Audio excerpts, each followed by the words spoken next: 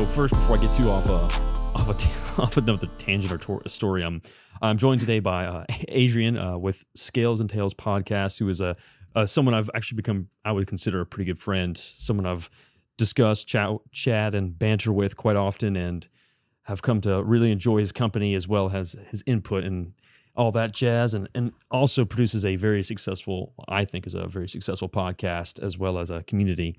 But yeah, man, so thank you for this nice evening, and we finally got one together and get this bad boy knocked out. But yeah, man, so Scales and Tails podcast, Adrian, thanks for jumping on, dude.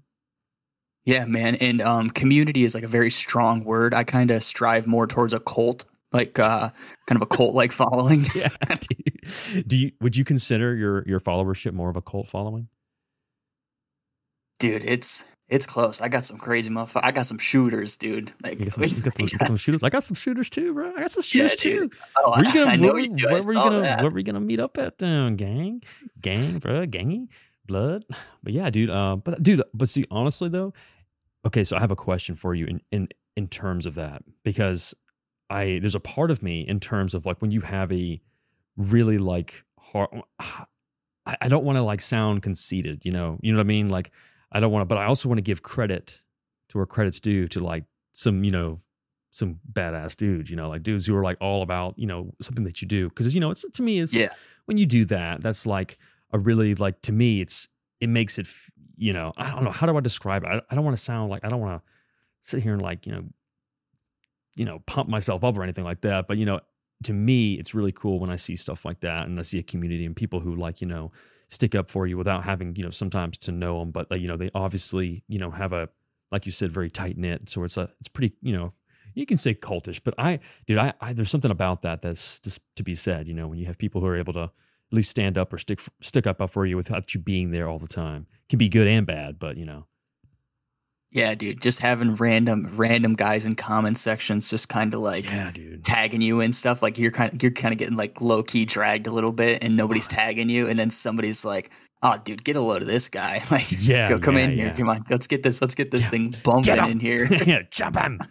Yeah, dude. No, but seriously though, there's something about that that's just really kind of in a way kind of wholesome, but also I can kind of understand how cults start. I mean, like gotta let them eat. Let the boys eat. Let the boys and the girls eat. Dude, I'm gonna be real with you. There is other shows out there, on like the West Coast who we kind of do a similar thing as far as like what we talk about and stuff, and they've been doing it for a little bit longer, and they straight up, dude, for the last year just did not like me. Just would make very snarky remarks in their podcast and stuff, and the only reason I knew about it is because I had the shooters out there. They'd listen to the podcast and be like, "Oh, dude, hell no!"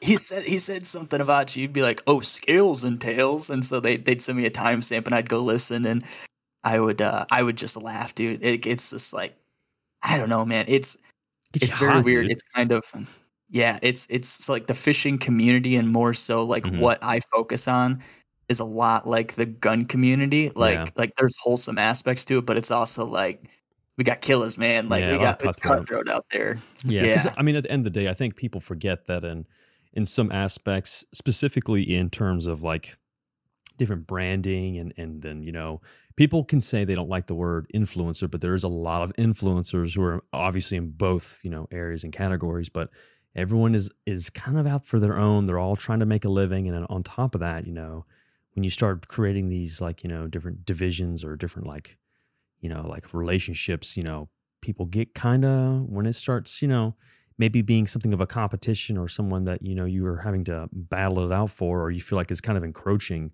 people get kind of nasty at times, or like, it's like, I don't know, it's, or like, people kind of run dry on stuff. So they just kind of have to, find something to pick on. But, at times, stuff like that, bad, sometimes publicity, good and bad, isn't always, necessarily a bad thing for the person it's directed towards.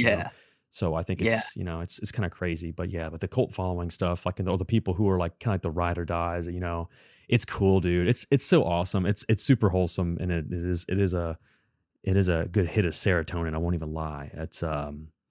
I do appreciate everyone, and I'm sure that you do. You do as well, dude. Something about that. I've had to tone myself back because, whenever like I think when I was younger, dude, I just hype myself up, dude. Like when I feel like I'm like, go to war time, Yeah. spitting some stuff or, like talking some shit or like, you feel like you're kind of being, attacked and stuff. Dude, it's so hard for me not to like just want to just fucking pull a double barrel shotgun out and just Bite or monkey their asses. yeah, dude. Yeah. Fucking just like go straight up, like attack your damn weakness, go after something Yeah. you're sensitive about, bro. Like I'm gonna fucking deep dive into your whole family tree and find out about everything. I'm gonna find out what you're kind of sensitive about, But obviously I try to tone that back. You have to be the mature person. Dude, like, yeah, I used to be like super into that too. And then Yeah. within the last couple months, I've toned it down a lot. I've Yeah. kind of grown as a person. And like, dude, I'll get messages. I'll get like messages like guys will just say off the wall shit to me about, whatever it may be. Sure. And I sit there and I can feel my heart just start fucking Pumping. racing.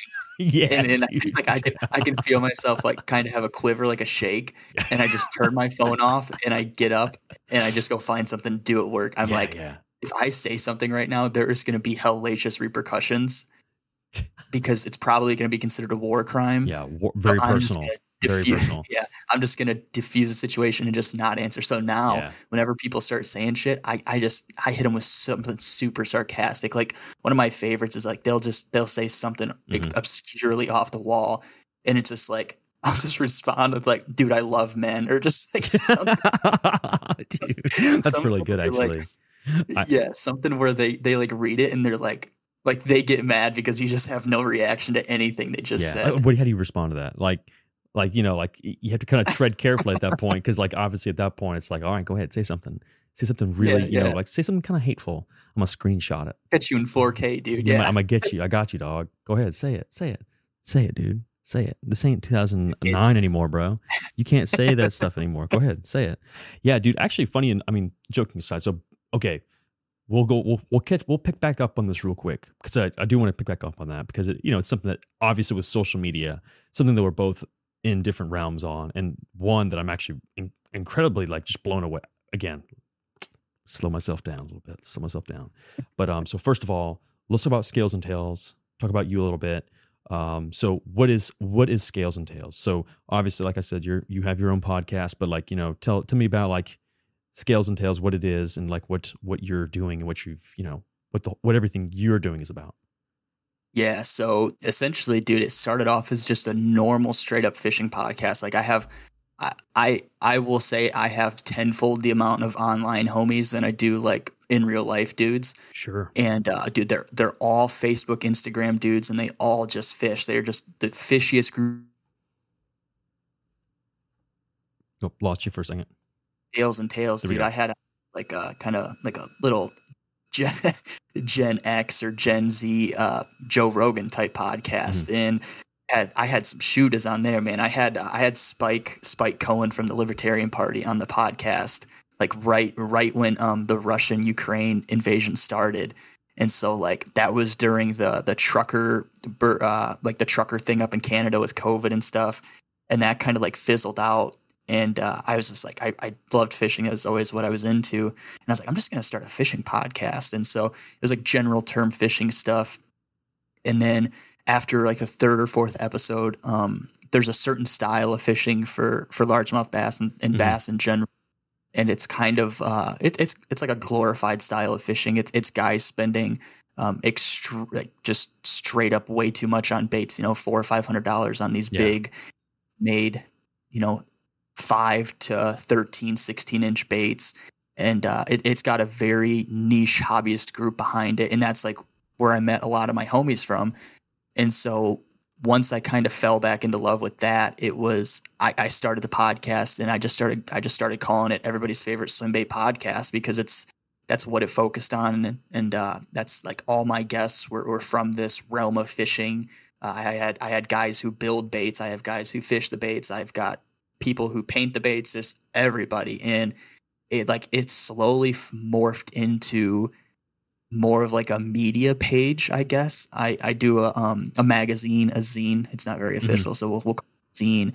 podcast, zine. I go to these big fishing meetups that get hosted in other states and stuff, and do interviews, like just funny, raunchy interviews with guys I know, just asking them off the wall questions. And it's just like it's morphed into something so much more than it started as. And it's ridiculous, man. It's taken off so fast, and it hasn't, like, I don't even know where the ceiling is. I'm pretty sure we busted through the ceiling, but I don't know like what the next thing is, because it just has not slowed down at all. It's ridiculous. Yeah, I mean, that's like, I think we talked a little bit, and like, you know, and like, I'm always interested when you have someone else who's doing a podcast, and obviously yours is definitely like, I've had a couple people talk to me, or like, you know, oh yeah, I do have a podcast or whatever, or I want to start one and stuff. And a lot of times it's kind of like, I don't want to say it's shallow, but you know, they like the idea of it, but you know, you go and like check it out, and it's like, dude, you have a lot of, you know, either A, you're not a very good speaker, or B, you know, you kind of have to invest a little bit more into whatever setup or how you're doing like recordings, or C, like, you know, the topic or discussion is just kind of just all over the place. You know, you just don't have like a designated, and I've been there before myself, but you know, you kind of, I think you do a really good job, because one, like you have a great voice for it too. Because like there's just some people who may actually have the best podcast in the world, but they just are unbearable to listen to. And you also are just naturally kind of a witty guy. But yeah, dude, you know, again, like just, you know, I was like looking at like some of the like numerics and stuff like that, like, and like I didn't even want to like admit, I was like, damn, this guy's got a fucking huge podcast. Because I think we were talking about like the plays and the downloads and stuff, because that's what I'm always interested in. And we were talking about that, and I was like, oh well, you told me your plans, but I don't know what your downloads are, you know, like. But obviously, I already knew they were like off the charts, because you know that's just like you have such a great broad demographic that you can hit. But yeah, so and I didn't even realize you had done some of that prior too, so that's pretty neat as well. So, but yeah, so when did you say, when did you start it? When did you start? Like, I think you cut in a little bit at one point, but what year did you start it? Yeah, dude. So it started January, February, March, April. Probably around April 2022. Insane. But it never really got serious until around this time last year, around like the middle of June. And then that was like, dude, I was taking like 2-3 weeks off when I first started, not posting episodes, and I'd post 3 in one day type deal. Dude, you still do. I no shit, like, because I'm subscribed, and every time I turn around, I have like a little like, you know, bell notification that you have a new podcast up. And I'm like, dude, Jesus Christ. Every Monday, and then bi-weekly Thursdays. So, oh my God, dude. So yeah, dude, like that's why when you'll ask me like, what am I doing like one day throughout the week, I'm like, okay, now dude, I know. Yeah, I already got something rescheduled to record. And like, and I'm talking to guys like, I mean, I'm talking to guys, the next one of the next ones I'm going to have is Australia. So I'm going to have to be up like at a super whack ass time. But I'm talking to guys like from California. Like one night it'll be California, the next day it'll be Texas. The next week I'll have 4 guys in the PNW, and then I'll have 1 in Massachusetts. It's like and it's all remote, and none of these guys know how Discord works. So I walk them through it, and then they join the phone call, and then it's just essentially, and it's just us having a good time. So it's wicked, man. Yeah, well, that's awesome. I mean, that's very, very similar, because I was just about to say, I'm like, so is like your like the guest stuff like that on, like, do you have a similar thing where, you know, you're having to do a same thing? Because like, you know, sometimes I won't lie, like some guys that are in the firearm industry, or some people that I've had on regardless of whatever industry, because I've tried to have a plethora of people, like different backgrounds, but obviously that's kind of what I'm known for. But you know, some of those guys, like, you know, they have no technological like background, or they just don't get on the computer. Like that's just not something they're interested in, or like it's going to take a moment if you're not like even a little bit extra tech savvy to make sure audio systems and everything like that are coming through. Because you know, not everyone has a mic. Everyone sometimes just use the phone. Like that's I've had that happen a lot of times. You know, you just call in or whatever, like via Bluetooth. It depends on how you're recording too. But yeah, it was cool to see someone else have with a Discord though. Yeah, 97% of the guys are all on their phone, speaker phones. That's awesome. Like, I mean, like, you know, you kind of like, this is what you expect, right? But I think that kind of makes it a little more natural, right? You know? Yeah, it's very authentic, because then like I'll message guys and I'll be like, hey, like, do you want to come on the podcast? And like, oh, I don't know, man. Like, I don't have a microphone or a computer or anything. I'll be like, dude, I have 100 episodes posted, and 96 of them they've been doing them off their fucking phones. So I mean, it's not an excuse, but if you don't want to, like, I understand. And they're like, "Oh my gosh, really? Like, I thought everybody had mics." I'm like, "Nah, dude. These guys know." Yeah, these guys know how to run a GoPro, and that's about it. Like once they don't have to run a GoPro, I walk them how to download Discord and send me their usernames and stuff. Right. So on that note, another good question is so how do you go about finding specific people or guests that you go on? Like I can't believe that you're not to the point of where like you're having people come in, and that's a weird balance within itself, is having people like kind of like ask you to be on, like, hey, can I, are you, isn't that kind of, that's kind of a strange thing. Like, I think some people don't want to ask to be on the podcast, but deep down they do want to be on the podcast. Like, they want to jump on. They're very interested in doing it.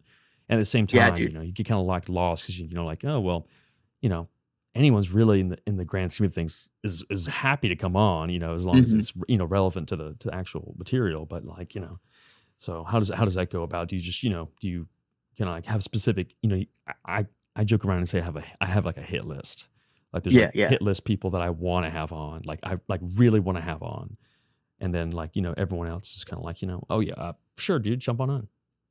Yeah. So that's exactly what you do with me. Yeah, man, if you want to record it. Yeah, man, if you want to come on, we can. Yeah, just no. But so on Facebook, there is a big swim bait forum, Swim Bait Universe. And that is, I'm a part of it, and I've been a part of it for a couple of years now. So I kind of have an established name, and now, especially with the podcast and in magazine, people know who I am. But I mean, dude, I'll just scroll on there, and somebody posts a big fish, or they have a huge like paragraph post that's talking about what kind of fishing they're on and how they're catching these fish, or just cool experiences. I'll comment on. I'll kind of like I'll plant the seed a little bit. I'll be like, "Oh, dude, I'd love to have you on the podcast." Let that marinate. It gets 20 likes on Facebook because everybody wants to hear from this guy. And then, dude, the trap is in motion. Then I kind of give it a couple days. Then I message him on Facebook or Instagram. I'm like, "Yo, dude, like, I'd love to have you on the podcast if you want to. I can write up some questions, send them over to you." Yeah. And it's always like super super authentic and stuff. I'm not like poaching guys into doing it. Like, listen, motherfucker, you're gonna come on the podcast. Yeah, dude. And yeah. It sounds, and like it sounds very very similar. It's exactly the same technique I use a lot of the times. It's fucking hilarious. It's also very wholesome to reach out to guys, and then they, for whatever reason, they think 200 or 2,200 followers on Instagram is a lot, and they're like, "Oh my gosh, dude! Like, I would love to have you on, or I'd love to come on. Like, I didn't even know you knew who I was." I'm like, dude. There's a Facebook group of 30,000 people, and like collectively, there's probably 10,000 guys who are actually fishing super hard and posting fish pictures and like relevant in the scene. And it's kind of like, yeah, dude, I know who you are. Like, you post fish. It's really not hard to distinguish you from other people. Like, I follow you, don't I? Like, I know who you are. I like your shit. And so it's always kind of, I don't know, maybe heartwarming isn't the word, but it makes me feel weird.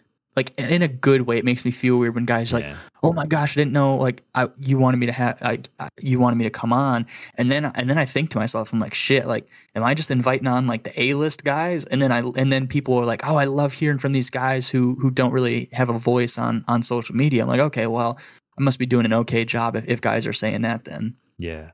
Well, I mean, that's always like, again, that's such a great wholesome feeling too, and then also being able to have a community, like an outreach. Like, I guess like you're not the first person like just recently to discuss like things in general, like in terms of like Facebook groups and stuff like that, and how big of a market there is there. Because I guess I underestimate how big groups like that are on Facebook still.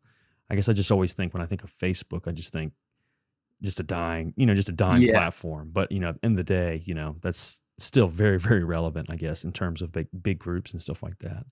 Yeah, dude. And even going off of that, so I mentioned the West Coast podcast, which, going off that, we're also cool now. He followed me the other day, and we were talking a little bit. That's always the standoff, right? The cowboy standoff is like when there's kind of a little maybe a little bit of bitterness towards each other, or like a little bit of beef, and like you're kind of waiting on the moment where like everyone kind of like let's put the guns down. Let's put the guns down. Yeah, saddle back up, and let's go have a beer down the Yeah, goddamn yeah. saloon, the Yeah. follow is always the, like, it's, dude, that's a tough battle. Like, and I don't mean to cut you off. I'm just saying, No, like, you're good. that's a tough battle because, like, you know, e- everyone wants to kind of make peace, but you also kind of don't want to be the first one to make peace too. Yeah, yeah, Like, you don't want to be the first person to, like, all right, I'll follow you back. yeah, yeah, But at the same time, though, if they're the ones who's always been kind of like instigating, it's like,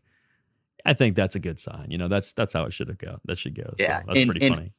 And honestly, the guy probably wasn't trying to instigate, like when he quote unquote name Oh, drop. it's your But like, boys, your but yeah, boys. going back to it, dude, like hearing something, and I'm like, dude, like screw this guy. Like I Oh, for like sure. men. Type it up in the DM just to piss him off. But yeah, dude, it's but going off of that, it's so the West Coast and East Coast, dude. This is like 1990s gangster rap type shit. So the West Coast swim bait guys have their own group and like forum and stuff, and that's called Swim Bait Underground, and that's like immensely big because this style of fishing got popular in California in the 90s, and it just kind of made its way over to the East Coast in the last Mhm. 20 years. And then the East Coast stuff is more Facebook, that Facebook group, that Swim Bait Universe group. And dude, like I won't lie, I'm really, really good friends with the guys who run the Facebook page and stuff. And Mhm. it's very hard to be put in the middle as far as like my personal life and then like business stuff because I would love nothing more than to have the guys on the West Coast right. But it's like shit, dude, like kind of like who you hailing your allegiance to type thing. And that's where it's like, dude, like I wish I was lying. And it's hard because people are listening to this and probably like, dude, this motherfucker's talking about like gang wars and fishing. Like this kid's tripping. No, But dude. it's like, Fishing's kind dude, of hardcore, man. It's kind of hardcore to be quite it's honest. do you want to hear a hardcore story? Yeah, I So want to in hear the a hardcore 90s, story. dude, or no, early 2000s, there's these group of guys. It's Dude, hold there was on. an insurance company. Hold- An insurance company in Georgia put out I think it was like a $3 million reward for whoever broke the world record bass in the country. And at this point in time, California was popping off with big fish. And this book talks about, like, it opens the book when you start to read it. It opens up following this guy who was a cop, and he would work night patrol. And after he vividly talks about every night he would try to catch one or two prostitutes, and then he'd get out of work at 3 a.m. He would drive home in the middle of the night. He would pick up his 12 pack of diet Pepsi or Coke, and then he would go sleep at the lake because the lakes don't open up until like daylight out there. And he would fish every single day, and he's the only person in history to catch two 20-pound largemouth. But while this was all going on, like his marriage was falling apart. He was like he was getting in trouble at work because he started beating up on these prostitutes when he'd bring them in and stuff like that. And that kind of like once he caught these fish, that's when that insurance company upped the bounty to the world record, and that just started like a gold rush, dude. Like it was cutthroat out there, and people were catching big fish, but it wasn't that one fish. And so these bait builders started building these very life-size fishing lures. They look Okay. like baby trout or bluegill, and that was the start of the big swim bait craze.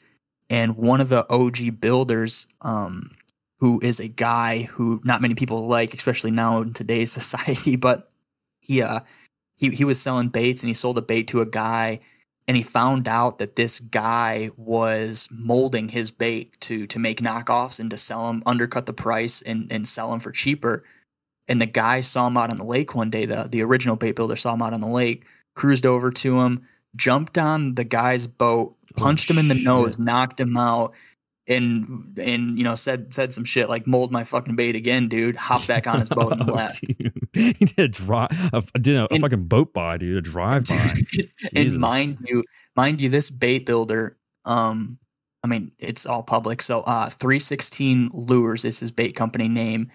And he had like a David Koresh style story. Like God told him that he needed to started making baits to catch the world record bass in his sleep.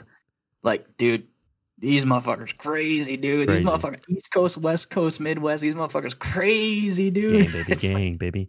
So it's where's interesting. where's the record at right now? It's like, did anyone Did anyone ever end up winning? No. So Still open, some dude? guys, there was one 20-pounder, and then somebody caught a 24-pounder, which would have been the record by like 3 pounds, but that ended up not counting because the guy apparently snagged it, and so it didn't count. I think the insurance company like went out of business, or after like 10 years, they were like, "Fuck, we're not, if somebody breaks this, we're fucked. We don't have $3 million." So they took that bounty down, and then I think like 2018, 2019, somebody caught the world record in Japan on a big swim bait, and that's still the record fish. I think it's like 24 pounds, which is Mhm. absolutely massive. Yeah, I was about to say, like, I didn't want to say it earlier because, like, in terms of like the records and stuff like that. But I was thinking to myself, I was like, man, for some reason, I wanted to say there was something in Japan, like there was something that was held in Japan at some point, but I couldn't remember because like that's the same thing too. Like, and that's another cool option. So, your base not only, and we've talked about it already, but like your base isn't only just U.S. and like North American fishers. It's also you know Japan, because Japan does have a huge fishing craze, which I knew that a while back. Like I can't remember how I discovered it, but Hmm. I'm not sure about that. I always thought that was really really cool because I guess when people think bass fishing, I think some boys from Yeah, yeah. no joke, Georgia, Louisiana, yeah, Louisiana, fishing Georgia, mud bugs type shit. Carolina, your mud bug, yeah, exactly. So it's interesting about the whole thing about a bunch of people are like, hold on, they have enough money in Georgia. There's $3 million in Georgia for fucking. Dude, That's I'm gonna be real with you. joking. The Like one of the most well-known builders lives in Georgia, and Yeah. that guy, I guarantee he probably gets a check cut probably for Oh yeah, I over believe a it. million dollars every year for his baits. I believe it. Yeah, that's crazy. So okay, so I do want to talk about that though. So okay, um, and I had not seen those baits before, so they kind of became famous back then. So it's not like a more like past 5 years type thing either, is it? No, Wow. it's blown up though huge, like COVID, dude, and like Okay, and then people all start were these like, all like yeah, yeah, like the influencer type. Believe it or not, there is yeah, fishing oh yeah, totally. Oh, influencers out there. fishing in the grand scheme of things is going to be a much bigger market any and every Yeah. day of the week. So I mean, doesn't surprise me at all. It's everywhere. But yeah, continue. Yeah, so it got super big like right around COVID. But so after California, after that big craze, it slowly started creeping its way to like across the country, and it kind of skipped the Midwest, and in all these states it kind of had smaller fish. And that like right around 2005, Japan got in on it, and they there's a company called Depths, and they ended up coming out with probably what's considered and probably is what caught the most double digit bass ever. It's called the Depths 250. Hmm. It's like an 11-inch bait that swims left to right, and there's actually a guy in California who's caught over 1,200 10-pound bass on this bait, all videotaped, dude. He's got fucking bookshelves full of VHS, like from where he had his camera on his boat, recording him catch all these fucking fish. And once he kind of spilled the beans and everybody caught on, it got super big in the mountain states, like in Carolinas, in Georgia, in Hmm. Virginia.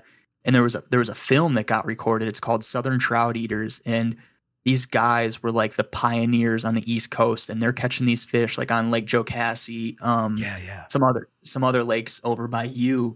And it got so popular, and that blew it up in that like 2010s era, like right around the recession. And it was, even then it was still low key because it wasn't like, there wasn't the internet like there is today. And Hmm. now, like I said, it's like the cool, like swimbait fishing is like the cool kids thing now, and it's Yeah. so shitty because it came from such a small niche thing.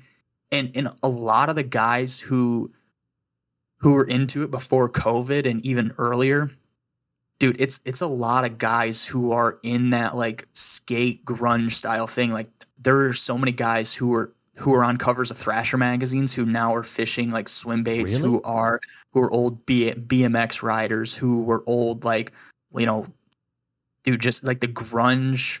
It's just a super like breadbasket culture that everybody comes into. And then you got guys like me who are from the Midwest who got no fucking idea about anything like that. I grew up listening to like Yeah. Wu Tang and stuff like that. And I guess I kind of, never skateboarded or anything, and I fell into it. And then like you kind of see similarities between all this stuff. And it's like, whoa, this stuff is kind of like mended into it. Like all these guys who are too old to skateboard now Yeah, are yeah. going out and fishing these 8-ounce baits, and that's just kind of what it is now. It's super weird. Yeah, well, I mean, well, I guess in that time, I guess I'm starting to think that maybe it's just like different generations of like, I guess people my age, I guess technically, and then people some a little bit before me, I guess, prior age, and they're just kind of getting into this realm of like, just finding themselves in new hobbies or different outlets, and then exposing stuff that they've enjoyed or liked, or their tastes into whatever new thing that they're getting into. But the thought of someone from like Thrasher and like BMX and like skating, and then going into fishing, to me is just like, that's bizarre. Like, I mean, I guess not in a bad way. Just you just don't ever. I guess that you should never. Yeah, you just never see that translate over. But that's really cool though, because I mean, in a way, it's like fishing. In my outlook is very very similar to like firearms and guns or whatever, or anything like in terms of hunting and stuff like that, where it's kind of almost like a gated community, right? Especially like starting off, like because there is kind of like an entrance to it. But everyone's been, everyone likes fishing for the most part. Like everyone's at least been once. But obviously, when you have such a high depth of stuff like that, that's like a whole different like market. Because I mean, I had no idea about that until I met you, and I started kind of looking at some of them, and like, dude, I thought it was fucking like jokes. Like I thought it was like ploys. Yeah. I was like, what the fuck is this goofy looking ass big ass rig? Fun bass lore. Yeah, yeah. And I was like seeing it, and I'm just like, dude, that thing is enormous. Like, what the fuck? I mean, like, I know with bass, they'll eat anything, right? Like if they're hungry, or like even predatory, or like hunting over, or like protecting whatever, then they'll hit anything, right? I know some fish are like that too, but like some of those lures are like, I mean, they're huge, dude. It's just kind of crazy. Like, I guess like, I would have never thought something like that. And I'm just thinking back to when I was like fishing, like semi involved into a point where, but like, I never remember seeing anything like that. It was always like, the swim baits were like the size, like the biggest swim bait were like, like 3-inch storm paddle tail. Exactly. Like 3 inch. I would say 2.5 to 3 inches, depending on where you were and how deep they dove. And then like, that was pretty much it. And like, I don't know, like to me, that's just like, I even worked at I worked at a couple places that fishing was like highly involved. And that was kind of like where I was like, oh, well, I get all this stuff discounted, nicer rods and whatever, and blah, blah, blah, nicer reels and sets. And I was like, dude, I just never saw anything like that. So it's kind of cool, dude. It's kind of crazy. Yeah, I just sent you a page on Instagram, and this guy who owns this company, Working Class Zero, he was like a very high up guy at Thrasher. Like he was helping with the magazine. He was helping film. Like if you press that first, if you go through his reels, like he was a video editor for Thrasher. So he brought, I think he has a lot to do with it that brought that scene over to it. And it just kind of fucking exploded, dude. And now everybody is wearing the black baggy shirts that have the white big logos on their chest. They're all, I mean, relative to the gun community, everybody's wearing fucking Vans. Like, dude, that's just how it is. And it's super cool. So working on a magazine, I was definitely taking inspiration from Thrasher and Playboy and stuff like that. But I just ordered a Thrasher magazine. I about said ordered Playboy, but I just ordered the Thrasher magazine, and I was looking through it, and I'm like, wow, the similarities between like what I see every day on Facebook and Instagram and what this magazine has been doing for almost 40 years now. It's like, wow, there's a lot of inspiration brought to it from this magazine and from this life brand now. Yeah. I'm looking at some of the stuff, and like specifically him actually working like on Procreate and stuff like that, and doing this design and everything like that, and printing it out and signing it and stuff. And then like even like the way everyone looks and like styling cues and stuff like that. Like, dude, it's kind of crazy. Like, I guess I just don't even like, I would never think that. I guess, it's just wild. But yeah, dude, it's kind of rad. Kind of just want to go fishing. Like, I'm about to hop ships real quick, I'm about to abandon this community, go to the fishing one, dude. It's pretty cool. It's super weird. And as much as it's tight knit, like we were just talking about, and full circle here, it's fucking cutthroat, dude. Like, I'm sure, dude. Like I'm talking. So we were talking about the baits. So now there are people all across the country who carve baits out of wood, and then they'll pour a silicone mold, and then they'll get casting resin, and then they make these baits out of resin, and then they sell them. And dude, like there's some shit that's happened as far as like builders taking in pre-orders of 300 baits at $200 a piece and just fucking disappearing. Like, you know, people not getting baits, not getting money back. And that's kind of become a thing. You know, it happens every couple of years. Somebody will pop up, take some money and just dip. And everybody's like, yo, has anybody gotten this fucking bait from this guy yet? And everybody's like, oh no, I completely forgot about it. And then you just never hear from the fucking guy again. Or it gets prolonged and guys wait like a year and a half, 2 years for baits, and then they'll just randomly show up. It's weird, man. Yeah. I mean, like, I know how some of that can work, like in terms of like the procurement side of like, you know, things are, or sometimes you get overwhelmed, or like maybe it's more of a troublesome process than that you're expecting, especially. So like, I'm assuming that a lot of these guys are they, so that's a good question. I know some of them are making, you know, they're doing it all entirely in-house, right?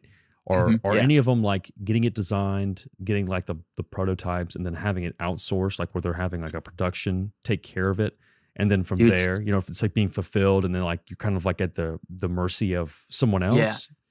Yeah. No, dude, there's nothing like that. These guys are doing everything in their fucking garage, and they're two car stall garages. And then there's companies out there like my boy over at Row Innovations. It's a design concept studio. So you can say you and I came up with a bait. We carve a wooden bait. We send it to him. He 3D scans it with this 3D scanner. He'll for a very nice chunk of change, he will make it all symmetrical. He will make it so it's exactly how you want it, you know, length, or make it a little bit skinnier, whatever you may want. You can make it longer, make it shorter. And then he will print out a 3D master, and he will pour you a silicone mold, send it to you. And if it turns out how you want it, so you cut him a check for the designing, or not. I say design, but that's not what it is, because that's a touchy thing in the community. Yeah. For like dude, honestly, it's cosmetic stuff. Like, it doesn't ever really make a huge difference of a bait. And then, so you cut him a check for $5,000 to do that. Then you come back to him and say, okay, this works good. I want to order 50 silicone molds from you. Cut him a check for $3,500, $4,000, whatever it may be. And then he makes all these molds to you. He ships them to you. You pour all your baits. A mold has probably a lifespan of 50 to 100 baits out of one mold. And then, you know, depending on how many baits you sell, you have to hit them up in a year or two and ask for more molds. And that's honestly just outsourcing it, so you don't have to fucking waste time and do it yourself. Like, it's just, and then after that, you these molds obviously aren't perfect. Like, you're gonna have overpour and stuff, so you have to sand stuff down, and then you have to prime it, then you have to paint it, and then you have to paint it again, then you have to put a clear coat on it, then you have to put all the hooks and split rings on it, then you got to package them, and you got to sell them, dude. It's props to the guys who do it, because I've got a lot of friends who do it, and I'm like, fuck that. It sounds like one of those things that, it honestly, like in the grand scheme, it sounds like a lot of fun. Like, it sounds like it'd be really, really cool to like a thing to like be involved or be able to do or like get started on. But yeah, I mean, like you said, it's super cutthroat, and I guess, you know, I'm not sure what kind of background you have to have. Like, I guess, you know, getting started on that, like, it's even how you set it up, I guess. But that is, I know guys who started fishing, you know, 3 months ago, and then they start making a bait. And that's kind of like the joke, the joke that I make, because now everybody is making the same style bait. They just all tweak it just a little bit. Yeah, find ways to put their own little taste, little touch on it and stuff. Yeah, like they molded somebody else's bait, and then they're like, okay, I'm gonna give it a wider chest. I'm gonna make it a little bit more thicker. I'm gonna put a bigger glass eye into it, type thing. And so it's just kind of, we're just getting replications of the same bait, and that's just kind of the inside joke in the community. Like, oh man, this guy just made another shad glide. Like, there's already 500 of them on the market. And so you have to make something that people want to buy, because if not, then you're just fucked. Or you have to have hype around your company, and people are like, oh my gosh, dude, I want to buy it. So like, there's a guy who sells his baits for $300 a pop, and he only sells them at like fishing expos and stuff. So you go there, you buy one, and dude, there's guys who take pictures while they're in line at this bait, and they'll sell it for, you know, $1,800 on a waffle page, a raffle page, like that, dude. Like 3 minutes, and they've already got the money in their account, and they have to ship the bait out when they get home, and they get back in line and buy 2 more and do the same thing and pay for the whole trip. That's crazy. So in terms of these of these, like, you know, what are they primarily being made out of too? Like the body, like what are the bodies made out of? Is it like a, you know, what is it? It's a resin. So Okay, fuck, okay. I can't think of the name. Quick Mix? No. It's just you buy it and then you have to. So the hard thing is you have to find the right mixture of resin and micro balloons, which are little tiny glass BBs that make it buoyant. So you Gotcha. have to figure out like that's the hard part. Like guys are essentially just pouring materials down the drain because they'll cast 20 baits until they finally figure out what the formula is to Yeah, make it. dude. And dude, I've talked to guys and I think it's hilarious. They'll figure it out and after 20 they finally 20 30 pours they finally get the bait and they go to sleep and they wake up the next day and they're like, fuck, I didn't write the formula down. Oh shit. Yeah. Dude, I would definitely do that. I would do it like a couple times and then I'd like get mixed up. I'm like, okay, hold on. What was this? Which one was this one? And then, oh my Yeah, God, yeah. dude, I would end up fucking that up. But that's crazy though. That's crazy. So like, so I heard the price 300. So like, what's the average price of these things, in general, like Uh going for? probably like 150 is nothing. Like, dude, guys are dropping 150 like it's fucking a $5 bill. Like Yeah. 150 for this bait, dude, I'll buy it. Fuck it, I don't care. So, and a lot of this is really just in terms of like fishing though, and like performance wise, like what's making these like so much more. I mean, obviously, when you're doing something handcrafted, made by hand, painted, everything like Yeah. that, I get that. I totally understand like the higher price. So that doesn't really bother me. That's whatever. But like, what's the craze towards it? Like, why isn't So what's driving it? Because I mean, I guess I just don't ever see any like. I guess it blows my mind that there's not been like a big production of like from these big manufacturers that you see. there is. Is there? You just don't see it. Yeah. Yeah. Okay. Gotcha. So I guess I kind of do need to break it down a little bit. So Yeah. the big thing on the market is like a glide bait, which is Okay. like that. It's like just a 2-piece, like a head, and then there's a little joint, like usually a V cut section, and then it's Mhm. connected to a tail section. And that you just cast it out, and when you reel it in, it comes in with a big S motion to a left, to a right, and Gotcha. it kind of just looks like a fish wandering essentially. Okay. But then so that's the big one. Like a lot of guys like fishing glides because it kind of has reaction bites and stuff to it, and fish get curious when they see Yeah. something swimming around. It looks just like a fish, dude. It doesn't look like Yeah. it doesn't look like a crankbait. It doesn't look like a spinner bait. It doesn't look like a jig. Nothing else that 99% of guys are gonna fish. So when they see this thing, they come up and look at it, and 9 times out of 10 they're gonna eat it because it looks so fucking realistic. Yeah. So I'm looking at these right now. Like I just typed it in just glide bait just to just get started for like a visual cue. And like the first thing, like results from Tackle Warehouse, Manifold De Oh, Niro, Yugo Frame, The clutch swim bait probably is the one you're looking at. White Rainbow.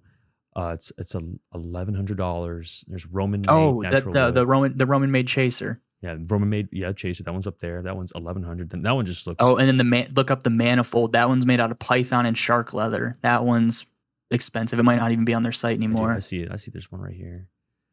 Manifold De Niro, Yugo Frame 550 glide bait.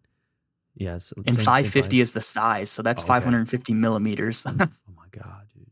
Or centimeter, whatever the small one is. I think I see this fucking one know. you're talking about. Holy shit, dude. I mean, dude, these are all. Oh, dude, I gotta get you at the fucking. I have to get you off the podcast because stuff is like, I did like not even like in a dude. Look, this one's crazy too. And this was like it's like a multiple jointed, like almost like a bluegill almost. But it's is not it like, the jackal, or is it jackal gantrell, or maybe if it's not that, it might be the bull or the depths bullgill or bull shad, maybe even. Maybe I'll link it to you real quick as we're talking. But I was about to say I'll send you some that like. So you're looking at stuff that's primarily like the big companies, the guys who can make it out of ABS and stuff. Gotcha. And so like dude, like my crowd's not necessarily fishing that. They're fishing the stuff that guys are making in their garage because the paint is so good, because the baits just have a touch. Like guys can make one-off baits if they want to. Like if you're going to pay enough, they'll make a one-off bait for you. That's crazy. So like what's an example of like a manufacturer's making like one-off, like one that you're describing out of the garage? Yeah, so like a one-off is essentially, they're not a one-off, like a manufacturer one, just off the top of my head, would be a River to Sea S Waver, which is just like the normal glide bait. Like I said, it has an S motion, but it can do one thing okay. It can't do anything great, and it can only do that one thing very, very okay. Whereas, and those are made out of ABS plastic, so they put it in a machine. The machine injection molds it, and they can pump out 10,000 in a day. Yeah. And whereas the stuff made in the garage, like I said, is made one by one, hand tuned, hand Right, right. sanded, everything. Like in that stuff, you kind of I feel like garage builders are more specialty than anything. There's baits that kind of turn sharper than other baits. There's baits that fish a lot better slow and they kind of look very natural because it just looks like a fish wandering. Hmm. And and then there's other styles of baits too. Like the glide bait term is just one bait. There's four or Right, five right. other categories that all these guys make. Gotcha, gotcha. What's a name like? What's an example of like a name of like one of the big guys like the and when I say big guys, one of the guys in like the garage making stuff. Like what's Piz swim baits, PIZZ like pizza on Instagram. I'm looking This up is the guy whose baits get sold for $1,800. I'm just like perusing through, and even like the style. Well, I guess like his website itself, even kind of has like that. Even kind of has like that look to it, kind of has like that style visual cue of, doesn't look like a Yeah. swim shop. Yeah, I'm looking at stuff like holy snap. Yeah, dude, like it's like very interesting because guys will be very proficient at making baits and they might not look the best. And then there's guys who sell baits who are like freeform artists, like freelancing artist type shit. Like I would buy this and hang it up on my mantle because Yeah. it looks like a fish mount type thing. Yeah, and that's what I'm saying. Like some of these, like I guess when I look at some of these, they almost look almost collectible. Like I mean, Yeah. and they are collectible, obviously, because they're garnering a high price, but like collectible in the term of like like I'm sure there's okay, and it's probably true. I'm sure there's like a whole squadron of some types, like some baits like this and stuff like that that aren't even used for fishing. They're just used for collection. Yeah, Collecting. exactly. Yeah. Yeah, I just sent you a profile. His name is Clayton Sly. And dude, this guy literally paints real fish. Like his paint is probably the most realistic paint in the fishing world. It is absolutely ridiculous. It's Holy shit. crazy, dude. It's like he's Yeah. 3D printing fucking fish. That's essentially all it is. Like it's crazy. Yeah, I'm gonna say I'm just like looking at these and like this like even like the coloring and like the gradient, like everything is like blended so well too. And even the Jesus, yeah, that's insane. I Yeah, couldn't dude, have been it's happy with this absolutely last wild. batch. What's your go-to color? I don't know, bro. They're all look fucking real to me, dude. That's crazy. That's really cool. So, oh my lord.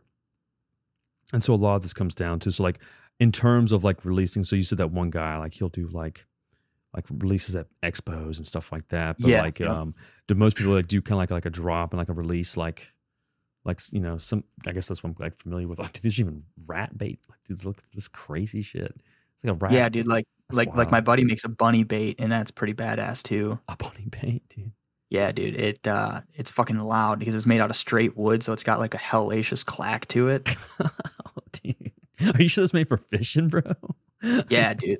Is it made to get your local turtles out, or mess with like the local elderly on the docks, dude? The fucking Austin after population. What does it sound like? Was it like a loud It's- chatter, dude? No, it's like a. I Go don't ahead. even know if my microphone's picking it up. Like a. Yeah, it's not. It's like It's not. clicking That's your all right. tongue. Like it's got a deep clack to it. Gotcha. Yeah, dude, exactly like that. Like it Damn, sounds boy. like I'm a natural bunny bait, boy. Hell yeah. natural bad bunny. It's called the bad bunny too. Funny Yeah, enough. dude. That's funny. But that's really awesome though, man. Like I guess when it comes in terms of, because like what was it, the whole term and phrasing like with fish, like they'll eat anything that they think they can basically fit inside their mouth. So it doesn't really matter Yeah. what it looks like, what it is, they'll still eat it. And So- people think like, oh, like that's way too big for a bass. Like a 10-inch bait's way too big for a bass. But you and I, we can look at a mirror and we can see a 7-pound cheeseburger. I'm not fucking fitting that thing in my mouth. These fish cannot comprehend the size of them. If they're enticed by something, dude. they're gonna try to eat it just straight up. Dang. I need a fish ASAP. But damn, I'm gonna have to edit that out. But it's all right, dude. But no, I mean, no, yeah. I mean, I guess I knew in terms of like they'll pretty much attempt to eat anything. But I guess I would assume that they had like some kind of like some kind of like recognition, like, all right, this dude's kind of Nah, big, bro. dude, straight up fish are fucking stupid. That's just all Yeah. it comes down to. Yeah, yeah. Well, they're not too stupid, dude, because obviously, it's they require like these top notch baits. But yeah, that's Oh, here you go. seriously, Here's that's a- insane though. It is I don't. cool. You might. If this doesn't sound great, you can cut it out. But like, Okay, here's okay. a video. No, go for it. I don't know why the fuck it's not picking it up. Here, if you can, let me know. Let's see. Hold on a second. If you shoot me a link to it, I can play it. Yeah, I'll send it to you. Yeah, I should be able to play it, and should be able to pick it up. Pick it up a little bit better. Yeah, it'll pick it up. I mean, it'll record it 1-for-1 on this recorder. Hell yeah. Hell yeah. Just link it to me on this Discord. Oh, Discord. Yeah, My yeah, bad. No, you're good. I'll go copy link. Discord. Oh shit. Let me do it on my computer real quick. Yeah, you're good. But yeah, like dude, it's just like there's a point where you can only create so much new stuff in the swimbait world until you start stepping on other people's toes. And like I was talking about this with a guy yesterday I had on the show. Like guys will post something new and people will criticize, be like, dude, that thing's fucking stupid. Like, yeah, like that's like stupid. And it's like, guys, you bitch about stuff all looking the same, yet you discriminate new thoughts and new ideas. Like that's what pisses me off more than anything in the culture that's we're tough. in. I mean, I think that's kind of like a hive mind thing, because I think it's across the board, right? Across the board, like where anytime there's like a new identity or new thing, like, whatever common theme is, it's like, it's not whatever current mainstream or top notch hype, whatever piece. And so, it'll be dismissed and, like you said, mocked or whatever. But at the same time, if you have someone who tries to emulate or do something similar or even along the line, they get, chastised for it. So I was going to say, like, that must be really, really difficult line to stay on, because like, obviously if everyone is targeting the same type of, fish for the most part, obviously if you're going after largemouth bass, different parts of the world, different parts of the, wherever you are, everyone's going to have like a different type of like, whatever fish they're whatever kind of bait they're going to throw out to emulate something else. And it's going to look the same if they're trying to paint the exact same thing, it's like, to a degree, it'll just come down to the artist, but Exactly. pretty crazy to think that there's, I guess it'd just be difficult for me to even comprehend finding a way to change it up, a lot, so you're not like stepping on people's toes. Yeah, dude. And going back to like your question, most guys will try to do 1 or 2 drops of like 40 or 50 baits a month. And that's just kind of what it comes down to. And they're all painted a little bit different, whatever it may be. Yeah. I mean, I guess, you got to find, oh, Jesus, excuse me. But you had to find something to kind of like differentiate or do something. But yeah, 50, that's, and I guess the good thing is, I'm gonna see. Let's pull. I was about to say, I didn't know if you saw it or not. Yeah. Let's check it out. Let's see if it'll play. Throwback swimbaits on. My boy. Here we go. Dude, that is crazy looking. This dude's got a test pull. Obviously for testing the lure, like a little pond, be able to pull a lure with it. Dude, that is like something like a rattler. Dude, that's wild. And it's just wood too. It's just wood clanking on itself. It sounds almost hollow. Yeah, and he makes them all out of different woods. So like some are made out of poplar, some are made out of oak. So they're all fucking different. Some are spruce, he's got some mahogany ones, like or mahogany. However, they're all different, and so they all literally from one of the same wood to the other. So if he has like 2 spruce baits, and the guy cuts them different against the grain, they make such a different noise. That's really cool, though. I'm about to say, like, I guess when you have it like that, like, it's like everything that's kind of cool, but also kind of scary. Because, like, in one aspect, like, hypothetically, if you lose one or whatever, for whatever reason, it's like really good. Yeah. Yeah. And like, because it'll never be exactly the same. Maybe similar, but it'll never be the same, just because, everything is going to be cut differently. It's going to be different material. Yeah. That's really, in a way, that's really, really cool, though. But at the same time, like, that'd be just absolutely dreadful if you. The good news is you're gonna have to have some hellacious event like that bait floats. So essentially, you should never lose it unless you like bang it off a seawall or a dock, or it sinks to the bottom of the ocean and implodes at 10,000 feet. Like as long as nothing like that happens, you should be good. Like you for the most part. Like I'm very notorious for losing baits. and I just, I just buy new ones. Dude, I was gonna say like I don't know about you, but when I was fishing, I mean, I don't know, maybe it's just because of kind of like the local area and like how much, just especially like on rivers and like small streams and like ponds and stuff. Dude, there's always so much debris and so much type of stuff that I lost a lot of baits. I mean, Yeah. I would lose a lot of stuff. So like, Hmm. I guess like it's not that, especially if it's like a dive, like if it dives a little bit. I Yeah. remember like I would lose like these little mud bug. Like it was like a nice colored red and black. And dude, I lost like four of them in one season. And then they changed the color and then changed the way it worked. And then like they never worked as well as the original Yeah. ones. And I was bummed out. I was so bummed out. But it's just funny Yeah. because So man, that was years ago. Those are like the little $7, $8 ones. yeah, and it's funny you say that. The guy behind Working Class Zero, his name is Mike Gilbert, the Thrasher guy. He has a little YouTube series, and he kind of talks. The series is called A Quest for the Cure, and he kind of highlights different tactics and ideologies behind it. Because believe it or not, like people really break down the science of these fish. But he has a video, and it's probably like one of his most viral videos. He talks about the whole premise of the video, and the title of the video is "Consider It Gone." Like when I buy a $300 bait, Oof. I don't even think of casting it. Like I'm just gonna go out there and cast it, because if I'm gonna fish it scared, then I'm not gonna fish it the way it was intended to be Yeah. fished first off, and I'm not gonna put it in places where fish are gonna be. Like I'm not gonna Yeah. cast into a log jam or in between boat docks or boat slips if I'm scared it's gonna get caught on a cable. Like you're gonna puss out, you're gonna stop the cast 10 feet too early. And then if you do that repeatedly, you do it 4 times, you take 4 casts in an area, fish is going to see that thing. It's going to be like, what the fuck is this thing like keep swimming past me for? And they're not going to be interested. And he highlights that this guy caught a 17-pound bass on a bait, and he makes a crazy ass cast, like a 45-degree angle on an angle underneath a dock, and works this bait through, and he catches a 17-pound bass. And he talks about like, if I was scared to make casts like that, you wouldn't run into fish of this caliber. And that's, I mean, it's 100% true. Yeah. So you just kind of, as much as it sucks to lose a bait, you gotta come to the fact that you're gonna lose it at some point in time if you're fishing it like it was intended.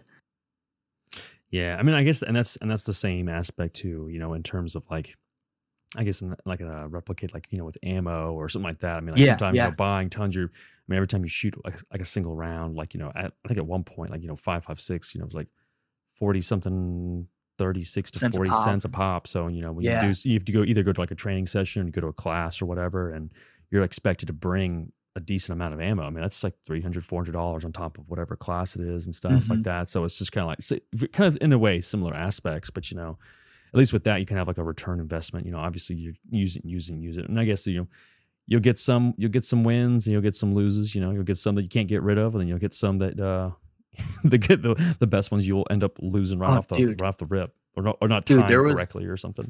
Yeah.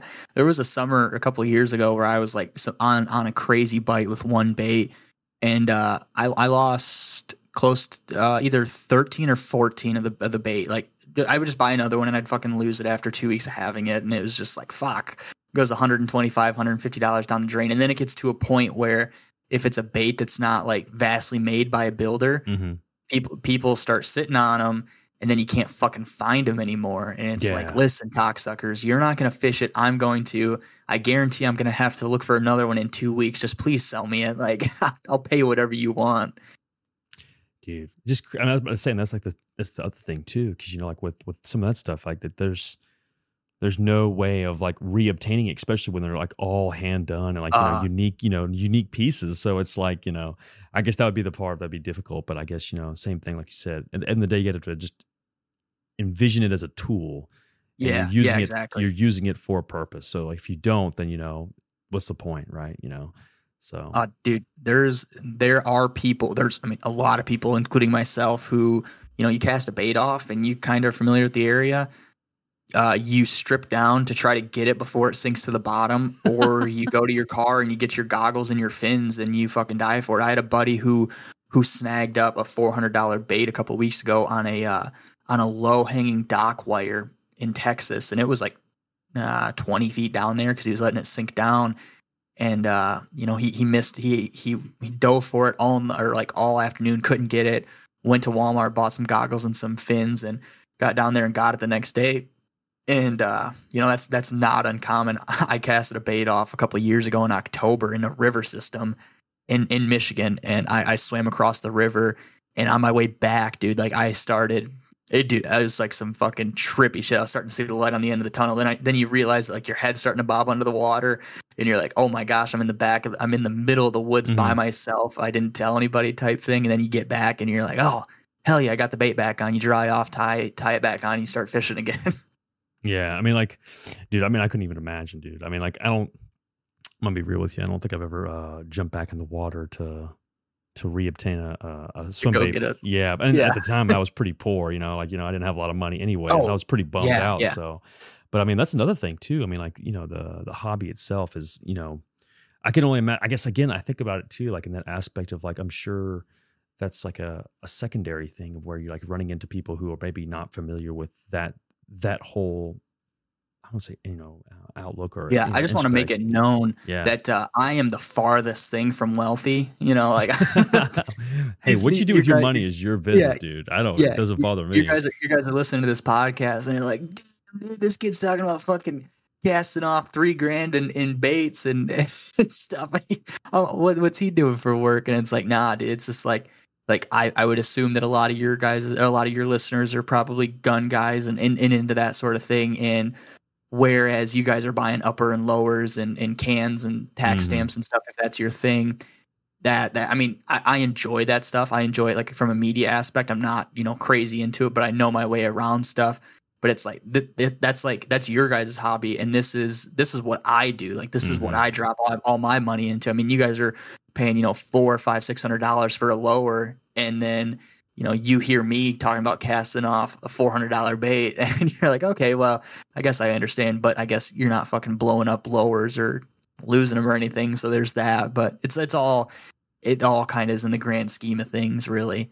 Yeah, that's what I'm saying. I mean, like, in terms of whatever you do for your hobby or whatever makes you happy, and in terms of relevance, and what you do with your money is your business at that end of the day. Because I think we've all spent money on something or gotten into something that from the outside looking in is kind of crazy, but hey, that's what makes the world go around a little bit too. So, but that's pretty wild. So I completely forgot we're talking about your podcast too. But the baits thing it is super crazy, but it's definitely like a big part of the I guess the aspect of your podcast too. So how often, like, I mean, like, how would you say, like, what is like the number of like manufacturers and people who are making these things? Is there like a huge number of them in general? Dude, is it just like obscene number? Like, there's no way of even accounting for everything.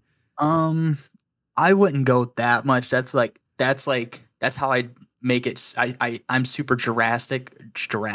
I'm super Jurassic about it. Jesus Christ. I inflate the numbers a lot to make jokes. Dramatic purpose. Yeah.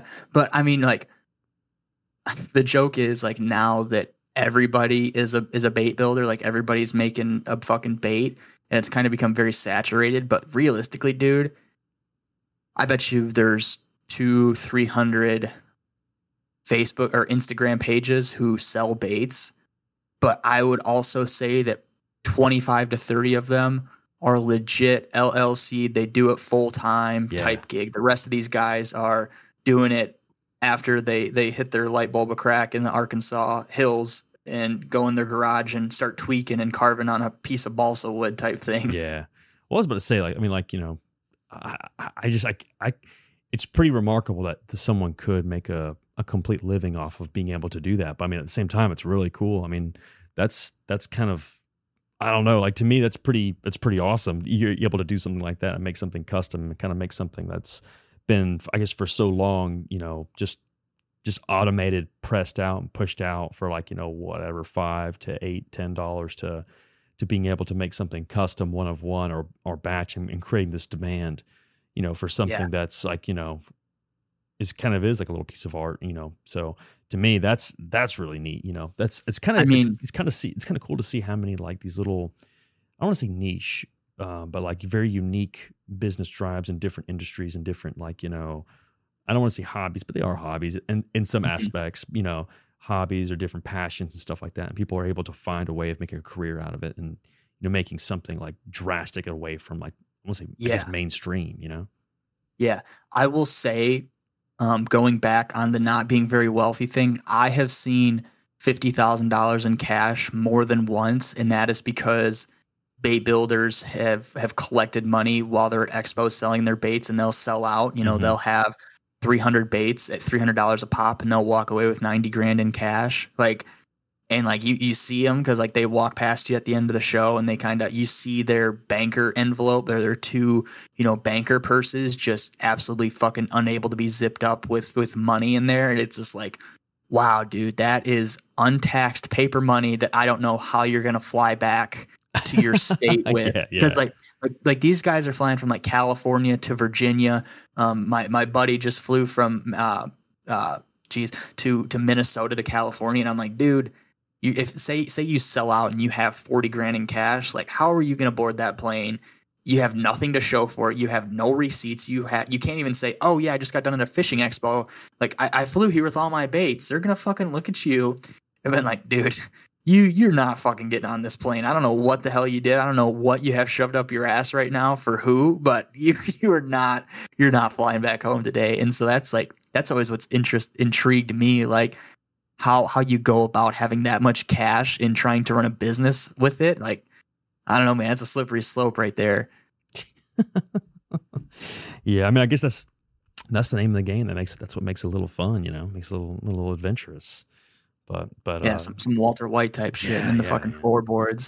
Let's cook. Let's sand, Jesse. Jesse, Jesse, it's time to cook. it's time to sand, Jesse. Time to So pour resin, yes, slang some paint. yeah, start saying some paint. But yeah, that's kind of like I don't know, dude. It's just kind of crazy. I think I think a lot of people are gonna think it'll be it's obviously it's ironic because people from different alternate backgrounds will be like that much for whatever such and such, while at the same time, same breath, people are paying crazy obscene amount of money for other things that are equally on the opposite spectrum, different side, just obscene amounts of money as well, same thing. But that's very cool. So and it's not just a US market thing either, it's like a global thing.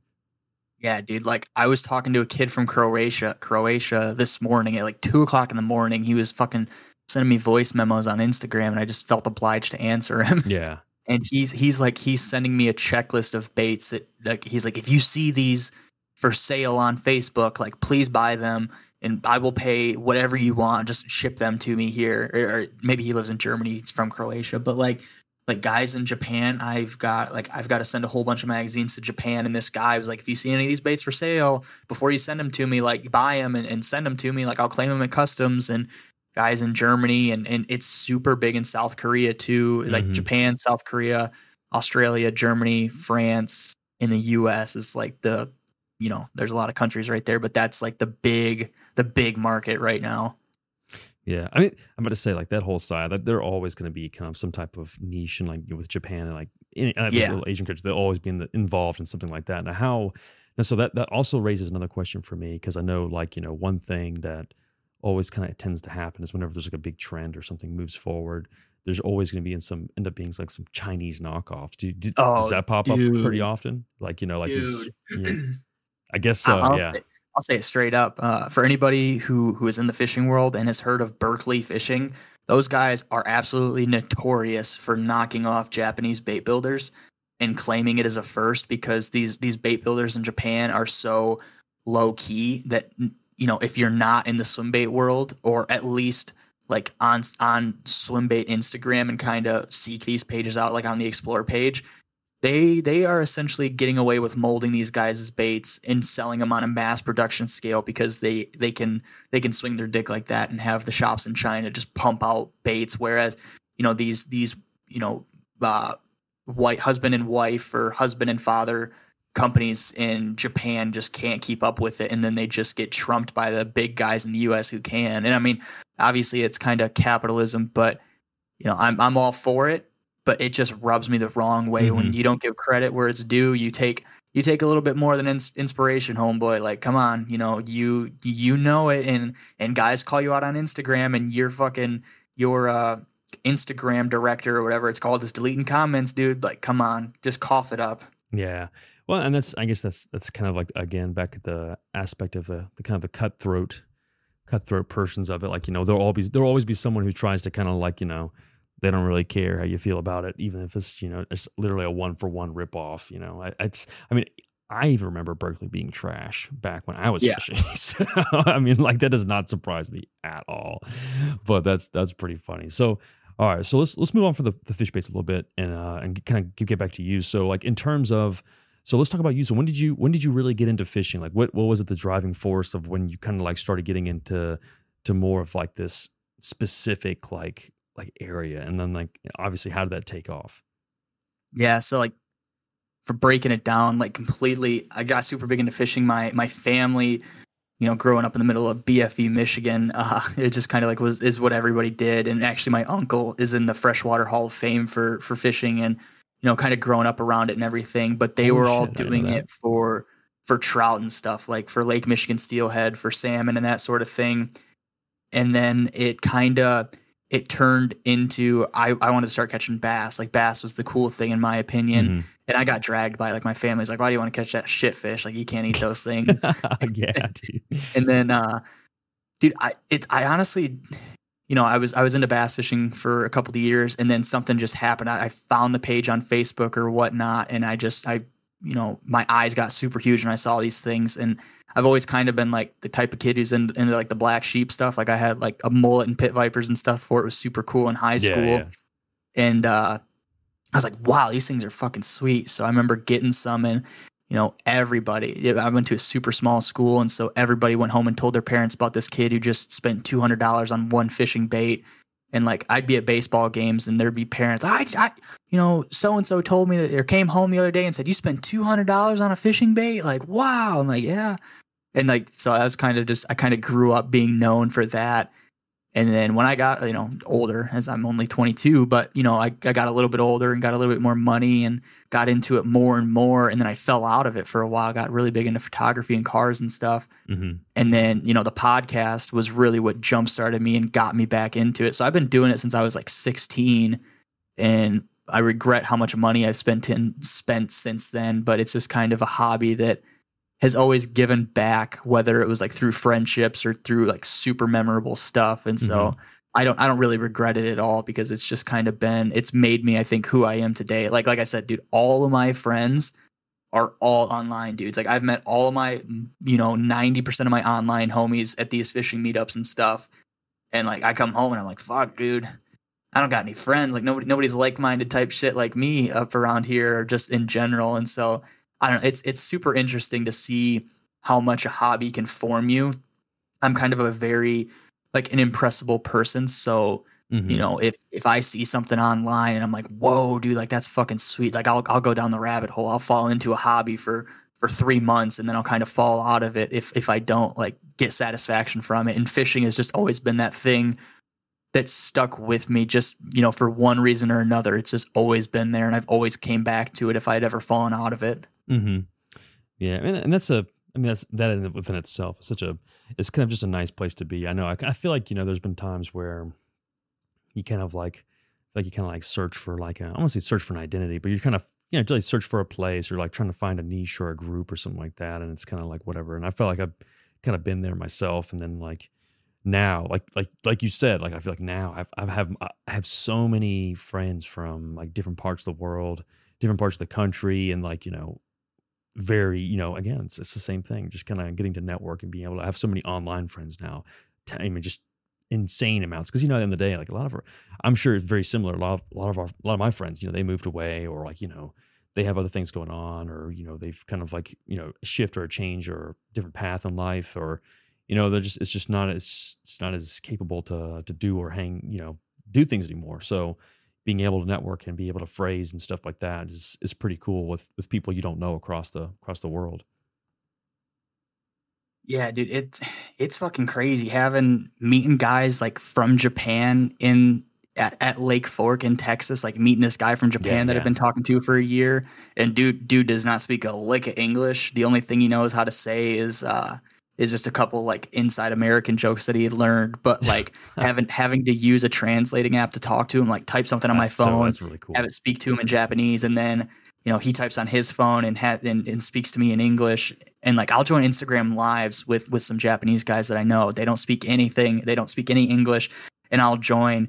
Be like, "Oh, hello, Dean." And they give a thumbs up to the camera. And that's awesome, dude. I type in Japanese and send it to them, and they'll join my live. And I'll be like, "Oh, Takamura-san or Awabachi-san." There's a couple guys, and it's just cool. And now I'm kind of starting to get some homies my age in Germany too. And they're like, "Oh, dude, you should fucking come out here and fish." It's like, wow, it's crazy. It's just evolved into something so ridiculous. And that's kind of where like the username, like it's Scales and Tails Pod on Instagram. But I really just want to change it more to like a Scales and Tails Media, because I think the catchphrase I'm going to kind of start going with is swim bait media for everyone, because that's just what it is really. Yeah. Everybody, like Australian guys are ordering the magazine and stuff. And I had Australian guys who wants to write in it. And it's just like, it's going essentially as worldwide as it could for a podcast with 2,000 followers in a very niche fishing hobbyist group. Yeah. Okay. So you keep saying 2,000 followers like on Instagram, but I follow you on TikTok, and your TikTok followership is a totally different animal. So first of all, like, come on, dude. So like, well, let's take a gander real quick. So your followership on TikTok is absurd.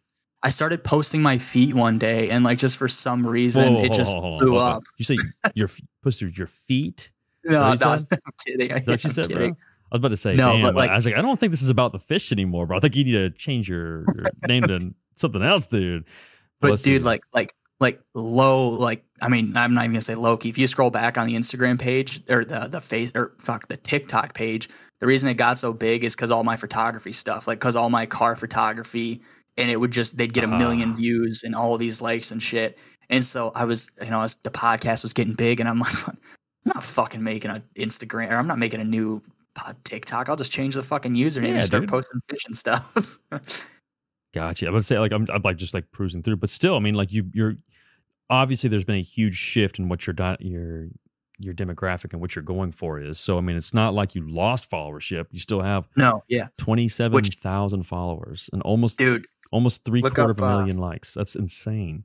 Look up my boy, the homeless fisherman, on Instagram or on Instagram or TikTok. Marshall's my boy. He's the homeless fisherman. He's fucking homeless. He lives in a van down by the river, hippie type shit, and he's a little bit younger than me. And that kid literally makes a living fishing swim baits. Like, it's the coolest thing ever. That's hilarious. Oh, let's see here. I'm trying to find it.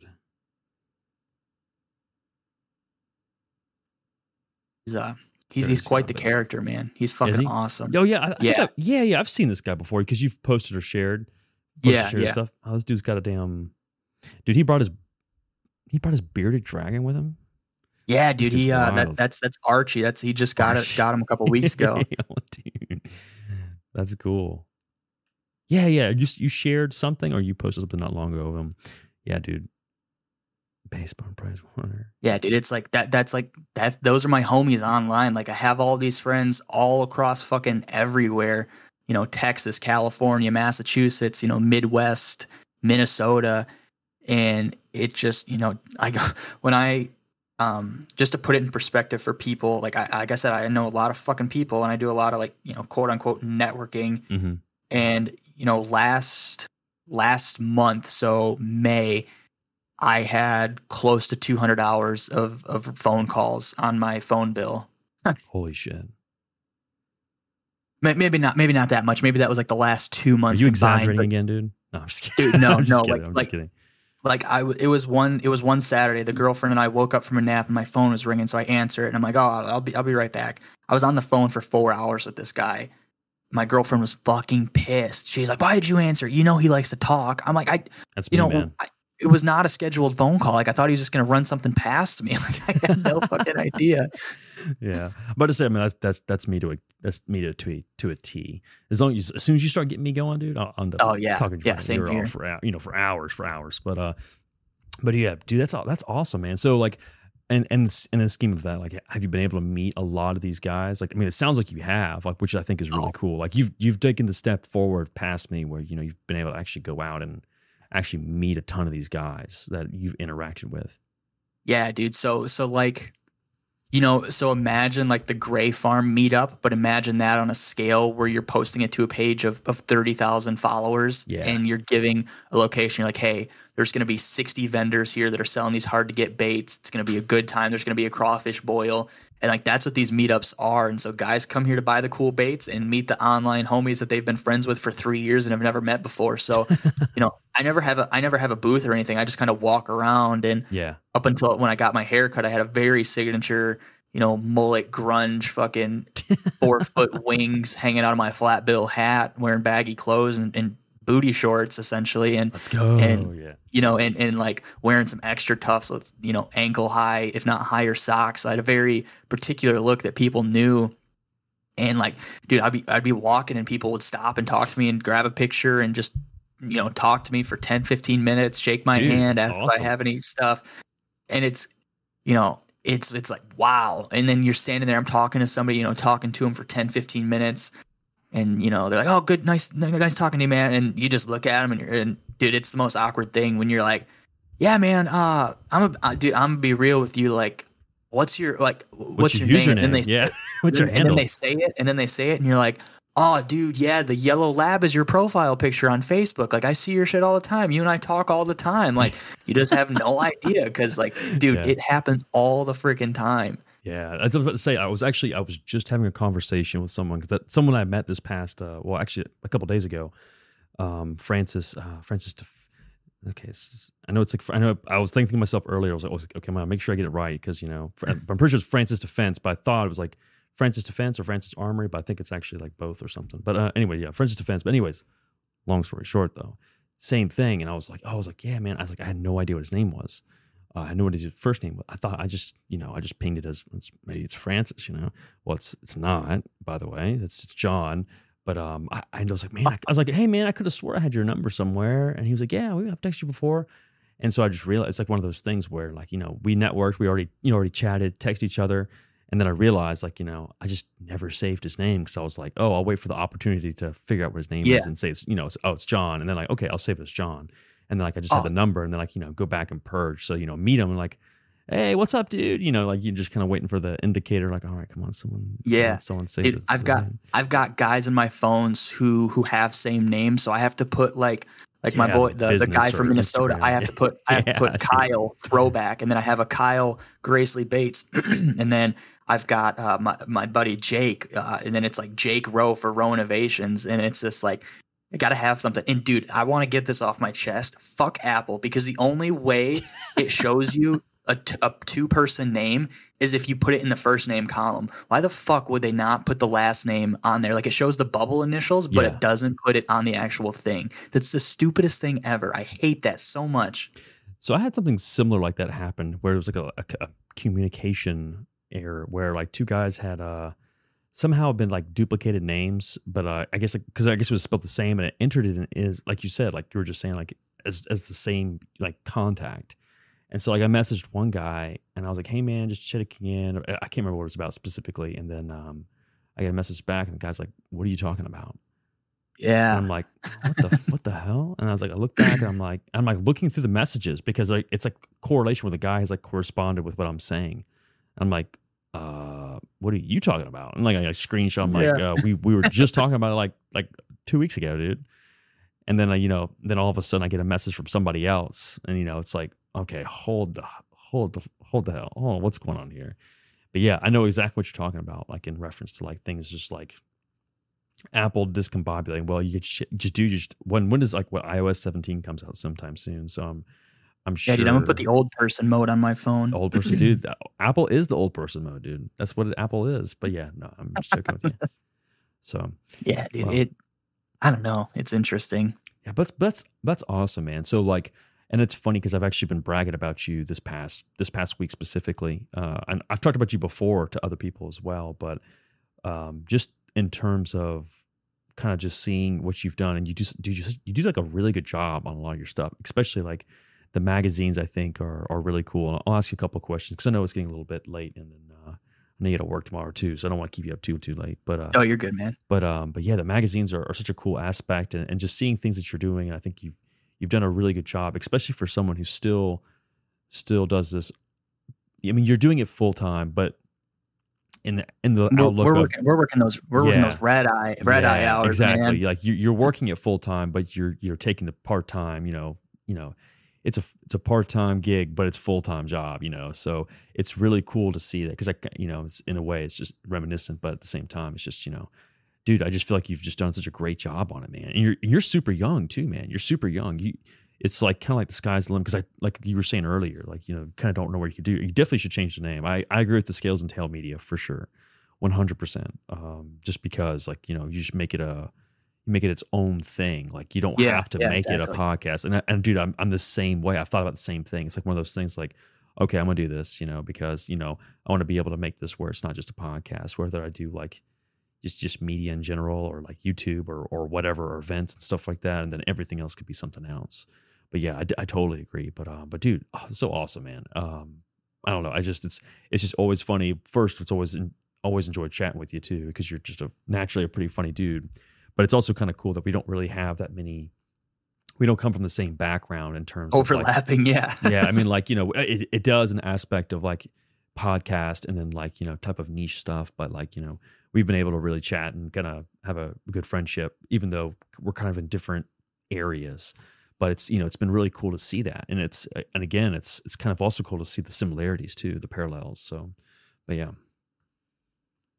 dude, I'm gonna be straight up with you. I am very good at swindling. I'm gonna say swindling it, like swindling my ways into friendships. Like I'll slide into somebody's DMs, talk to them, 2-3 weeks, and then they're like, "Oh, dude, here, just shoot me your number. Or let's talk later." Let me talk, and then whatever it may be. And then they're like, "Oh, dude, let me send you some stuff." I'm like, "No, dude, I don't need anything." And they're like, "Oh, well, let me come on the podcast. Let me come on the podcast." You're like, "Dude, like if you're ever in town, or you should buy plane tickets to Fishing's really good right now." Dude, I have swindled my way into some friendship like yours, dude. When I remember distinctly, I was going to ask you how we kind of like, I was going to ask how we kind of like networked a little bit. Cause I remember a little bit, but I don't remember. Dude, I'd followed you a while on like my personal fishing page. And then I started the podcast. And I was like, "Oh, I listen to this guy's podcast. Like, I like his podcast. I'll follow him." And I'd slide up on your stories every once in a while. And I was like, "This guy probably is like, who the fuck is Scales and Tails podcast? Why the fuck is he following like a gun media page?" and then you posted the link to the Discord, and that was when I started recording on Discord too. And I was like, "It's like, man, I'm gonna either join this bitch and I'm gonna have to leave because I'm gonna get bullied out of here, or it's gonna be kind of chill with it." Dude, you're like a main person here too. Like you're like you're like one of the like top active dudes. I always enjoy chatting with you on here too. So that's fucking hilarious. Yeah, and I was like, I remember joining, and I'm like, it's kind of like. It's really that really weird, awkward thing, like when you're hanging around with your friends, and you're like, fuck, I don't know, like what kind of humor to use. Like, I don't know if I can make, like, I don't know if I can make a Titanic, implosion joke, or if I gotta like kind of stay on the straight and narrow here and make sure somebody else treads lightly before I do. Yeah. It's probably pretty similar though. In grand scheme of like banter and discussion. We say some raunchy stuff. Yeah. You can bleep this part out. We talk about pipe bombs very frequently. Jesus. yeah, definitely. Gun media. I'm gonna have to probably mute that part so I don't get further down on the list of names to scratch off. Yeah. We always talk about it. I'm like, "Yeah, dude, like I just sent your magazine. For some reason it weighs 5 pounds and it's in a really weird wooden box. Like it's very suspicious." So you guys are lucky. You guys can make those jokes, Unfortunately, generally we can't. So that's kind of exactly. Sucks, Yeah, but and it doesn't help that the guy I'm making these jokes with is the homeless guy, so they probably have him pinned as like some extremist. Tax evasion or something, dude. Yeah, dude. His dad texted him this year, and he's like, we were at one of the fishing expos. He's like, "Oh, Marsh, remember to file your taxes." And Marsh was like, I made like $600 on paper. Like I'm not filing my taxes. And so he's like, "Yeah, Dad, yeah, I'll go ahead and do it." And he's like, I didn't fucking file my taxes. What are they going to do? Like shake me down for $50? I was like, "No, I'm just going to keep it." Hey, keep your dirty hands off of Archie, dude. Yeah, dude, fucking Archie, man. That's hilarious, dude. But no, but like, dude, I think that's like the biggest thing too. And like, I think when I started like getting to know you and stuff like that, because I kind of get a kind of a more of a feel. I always knew that I was going to ask you to be on the podcast because I was like, I bet, and this is me too, because like this is how I feel. Is like I bet he would love to be on someone else's podcast. Because dude, it's weird. Because you it's can always tell. Weird. You can always tell because I know I always get really excited at the thought of it. But at the same time, it's like, I don't want to ask to be on someone else's podcast because I feel like it's almost kind of like, hey man, let me be on your podcast. Yeah, like I'm not trying to like Trump or trying to take over someone else's like thing or whatever. And like I think but at the same time, like deep down, I really want to be on someone else's podcast. I won't even lie. Yeah, I really do. But it's obviously one of those things kind of. It's straight up weird, dude. Like I was sitting back here, like when we first started, I'm like, whoa, I'm not doing an intro. I'm not looking at these questions I have written up. Like, I just Yeah. talked about shipping around PBs. Like we don't talk about that in the Scales and Tails podcast. That's a group chat thing right there. Yeah, it's funny too. It's like, I don't know. I guess like when I first started off, I think because like the dynamic, and I'll ask you that. So like, has the dynamic of your podcast changed as you started? I mean, obviously, you have to find there's got to be things that you've done that you've like altered or tweaked or improved on. Because I know like when I first started, kind of the same aspect. I actually used to do the same thing. I would actually have like a whole write up, dude. I would like build a fucking like college style outline of like portfolio and like generally. And so like a spoiler alert, normally I'll ask questions about stuff or about people or like their business or like background of stuff. And generally I already know all that stuff. I've already researched everything, but I know that the person that is listening generally doesn't, they're not going to know as much as I do. Yeah, so it's like, I always try to like, ask questions, that, some people won't answer. Then sometimes I'll piggyback off and I'll just ride along and let the guest talk. But yeah, that's exactly what I do. Dude, there's sometimes I get people on the podcast and I don't even know what state they're from. Like I messaged them on a Sunday and they want to record Monday night. It's like, shit, dude, I don't even know how to say your last name. I'm notoriously bad with last names and pronouncing and dude, I've done that before. I'll ask them 5 minutes before we start to record and they say it and I'm like, okay, cool. And then I'll do, welcome back to your favorite Swim Bait podcast. I'm joined with Josh, dude, you just told me I don't remember how to say your last name. And he's like, oh, dude, this is how you say it. And I'm not going to cut it out. Like I'm very authentic, dude. I am the farthest thing from a Joe Rogan Experience-esque thing. I'm like, this is raw, grimy content right here, guys. I don't bleep out anything. I don't give a shit. I don't care. Well, I think, and very similar because in that aspect, because I think when you do stuff like that, I think it's, again, like you said, it's natural. But, I guess I've always portrayed it, and I think someone else told it to me a long time ago. And it's like, it just feels like when I'm listening or, it's like I'm having a discussion with someone, like, I'm having a beer with somebody, and like, so we're just talking. So it's just very natural. It's not like, piped in. It's not like, it doesn't feel fake or plastic, it doesn't feel artificial. And then guys get to know me on a personal level, like, and they like, so people listen to this podcast and have just, they're going to be like, there's no way this fucking guy is an editor of a magazine type thing. But it's like, yeah, dude, like I can't even name 25 states in the country, but like behind, like when you get to know me on a personal level, I'm not as big of a clown or as big of a walking meme as people as I perceive to be online. Like I am, like I'm super jokey and jokester, but there's also like I have a serious side to me too that people don't really see unless it's like you and I talking about whatever it may be about different ideas or how to go about stuff. And absolutely, only like the close people really know my personal side. Like when we talk about numbers or talk about ideas for the business moving forward and that sort of thing. Yeah. I think that's one that's good. That's good because like there's even times like we were talking about stuff and you were like, I don't even know what the fuck I'm doing. I'm just doing this such and such. Yeah, you're like, do you want an invoice? And I'm like, dude, I don't know. What am I gonna do with an invoice? Dude, I know. And I was like, it's fine, because I'll have it forever anyway. So if you ever need it later on, like, hey, by the way, I can just send it to you. It's not a big deal. But I'm asking you if you use QuickBooks because I don't know how the fuck. Yeah, dude. Well, and it's just super funny because I totally get that, dude. Like I totally get that. I feel like it's always one of those things you just learn as you go too. So you kind of pick up like, okay, well, I guess I'll do this because this may require it, and then like this apparently does it. But it's funny that you say that about like the seriousness, because same thing. Like I generally like at least like to put on the persona that I don't take myself seriously whatsoever. Like it's everything to me is just I try to be the butt of the joke all the time, at least in terms of myself. So Yeah. like it's just always trying to be a comedic factor, because there is a lot of like, I would say there's just always like a lot of negativity, or like everything's are always just kind of like eye rolling stuff. And so in the grand Mhm. scheme of things, this was always supposed to be like a mental release. It's always supposed to Yeah, be like exactly. an escape. So you'll be able to enjoy something, learn something, discuss something, or get a laugh, and like that's a success. That's a check mark. So in terms of that, yeah, it's always awesome. But at the same Yeah. time, it's funny because I talked to someone, and I apologize, Brandon. I apologize if you're listening. He's been following, like he's been on Snapchat, and like you know about the Snapchat, dude. You know about the Snapchat. Snapchat is literally it's literally just a walking like clown show. Like that's all it is. It's 100% meant to be comedic value. That's all, and to me, it's like I just try to make a fool of myself. That's all it is. But there's a guy on there that he follows me, and like we'll chat, and he'll send me, he's got the streak. We got the streak going on Snapstack, on Snapstack. I'm gonna start calling it Snapstack. Snapchat. And so anyways though, and so I say that because there was something, I can't remember, there was something discussed or something that was covered last week, and I can't remember what it was specifically or how the conversation started.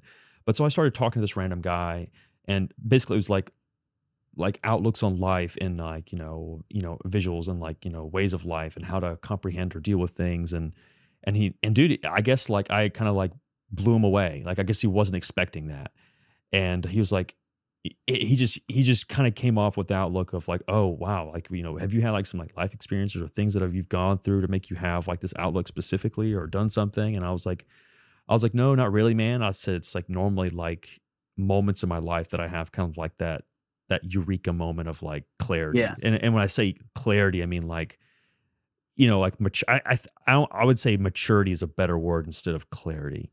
Like, I think of things, and then I realize like, okay, I need to, get better or improve or straighten up in terms of this, and like different things as I've gotten older. And like, there's been different points throughout life that it's like, okay, that's over. I'm not doing that anymore. And so it was just funny. We were just chatting and stuff like that on like life outlook, and like, how to, maybe personify yourself. And he was like, dude, I would have no idea. He was like, you just kind of seemed like just a clown, like, like and I had no idea you're kind of fucking smart, or not. I want to say smart, but like, there's more to it than just being a clown. Like, it's not just a joke. Like a serious. Serious. Yeah, and so I don't know. Maybe I was absolutely blasted. Maybe I was drunk. I don't know. I'm just kidding. But the funny thing was, like one of the last parts of the conversation was, and I was like, yeah, man. I was like, well, if you need to reach out, you can, reach out to me anytime. Like I'll literally will respond to almost everybody for the most part, and unless I like miss it, and I try to keep up with everybody. And he was like, Max, we've had like a Snap streak for like 40 fucking days. I follow you on Snap. We talk almost every fucking day. And I was like, dude, I'm so sorry. I had no idea what that was your Instagram. Because how am I supposed to fucking know, dude? I had no idea the yellow lab was your profile picture. Exactly, dude. Exactly. Damn it, you beat me to my punchline, bro, on my own podcast. What the hell, dude?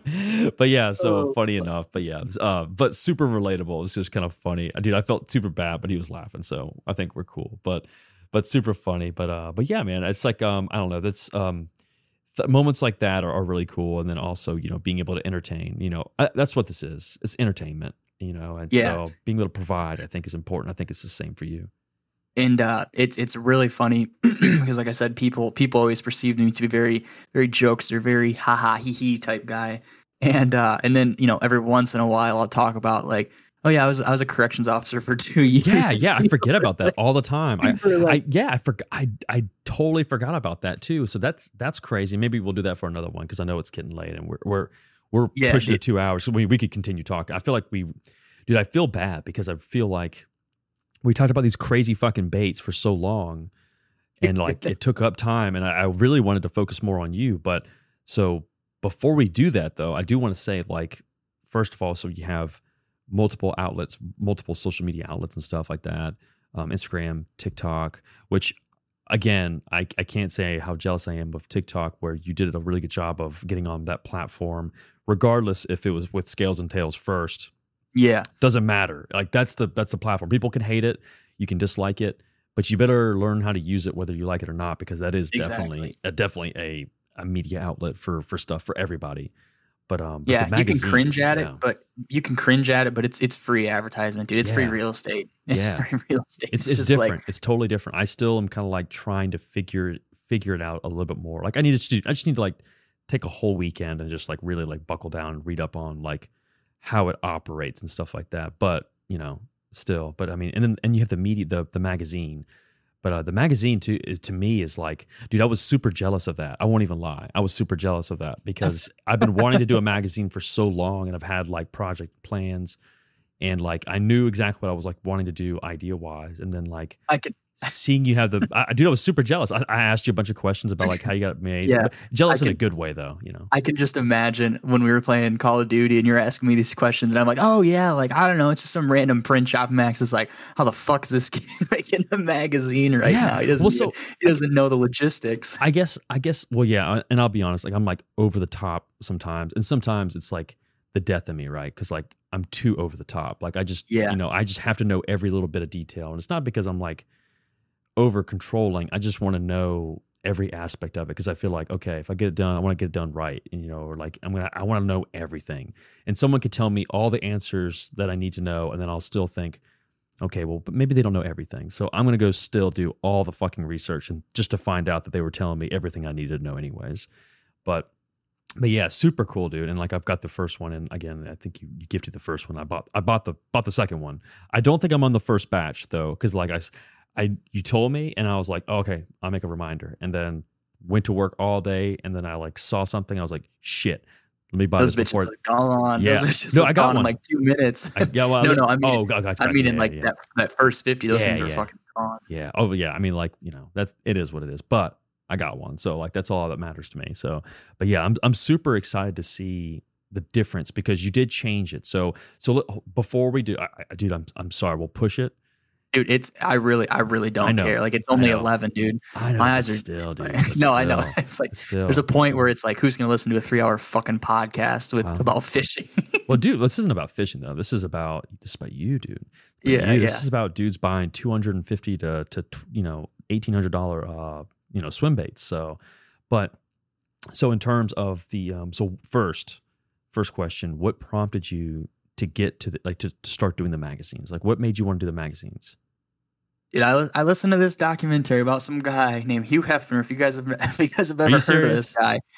Yeah, dude, I watched, it's on Amazon. I actually sent it to the Discord when I started watching it. It's an Amazon, it's like what is it? Playboy, an American story or an untold story of a Playboy. And yeah, dude, I watched it. I got to like episode 4 and they're talking about how Hugh was buying these jets and getting them custom painted black with the bunny on the back, and how big it started to grow. And I was watching it and I was like, well, if that guy could make it like right after World War I, World War II, like in that era, I was like, I bet you I could probably make a fishing one. And I was like, that's interesting. I bounced it around like my real close homies, and a lot of them, I'm just going to tell you straight up, a lot of them were like, that's fucking stupid, dude. Really? Why would you make something print? Like, that's not going to sell. Dude, print it back, baby. And so I screenshot it. I put that in my back pocket. Oh, snap. My boy keeps receipts, dog. Dude, and I am notoriously bad for keeping stuff under wraps. And I kept this under wraps. The only people that knew about it, my girlfriend and parents didn't even know about it till it was almost done. Oh, shit. Like my girlfriend's like, why? Like I usually go down once during the weekday, and she's like, well, you haven't been down in like 3 weeks. Like, why are you only coming down on the weekends? I'm like, babe, you're not gonna believe me. You're dating a fucking magazine maker, baby. I'm an editor in chief up in this piece. That's awesome, dude. And she was like, I'm a jokester. She's like, you're so stupid. I'm like, no, I am serious. And I sent it to her. She's like, oh, you're serious? I'm like, yes, I'm serious. That's awesome, dude. And nobody knew about it, and I didn't even tell. Like, I started building the hype, and I remember I announced it, and everybody lost their minds. They were like, "What? Like, this is either going to be super cool or super weird." And when you say zine and people Google zine and it's like the official definition is like kind of like a low budget production, Mm-hmm. Paperback book or magazine style thing. It's like 5 by 7 inches. And then I kind of start posting pictures and I leaked the cover art for the first one, and people saw it and they were like, this isn't like your normal fishing magazine cover, like a guy holding a fish. This was like a Right. drawn cover of an album cover that I really like. And people are like, what the fuck is this? Like, is this a comic book or what is this? And then, I got the first batch of 50 and, it crashed my site. I had 127 people on my website when they dropped, and it crashed my website. That's awesome. And then people were posting about it online, like they missed out on a bait drop. Like people were posting, Dude. I never thought I'd miss out on a fucking magazine. Like this isn't a swim bait. Like why is there so much hype around it? And it kind of it took off from there. And then, dude, those people that said it was stupid, I didn't say anything. I just was posting about it, and one by one they messaged me, oh, dude, I can't believe that you didn't tell me you were doing this. I'm like, dude, you didn't want to know about it. You said it was stupid. Like, yeah, like I apologize. And dude, I don't know if you saw it a couple weeks ago when I posted on like Instagram or maybe it was Snapchat, where it's like, tell me I can't do it one time and I'll hit you with the 2-time or something like that, or I'll do it a second time. I saw that the other day and I'm like, this right here, like these fuckers didn't want a first issue, and here I am about to drop a second one on them.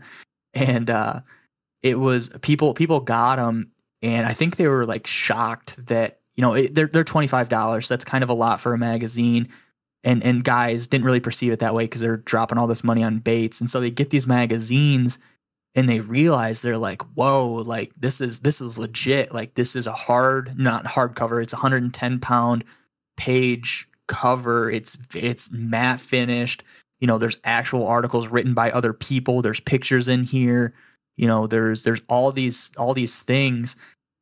And I'm going to be honest, like the first one sucked. Like I sent it to you and I'm like, dude, this guy's going to fucking think I'm crazy. Like this thing, I mean, I look at it now and I'm like, I can't believe I fucking made that and posted it. And it's like growing pain. Like the first one's going to suck no matter what you do, no matter what you put into it. And funny enough, I did everything the first magazine. I did it all, and I paid a guy to edit it. Mm-hmm. And he came back to me like a week later. He's like, looks good, man.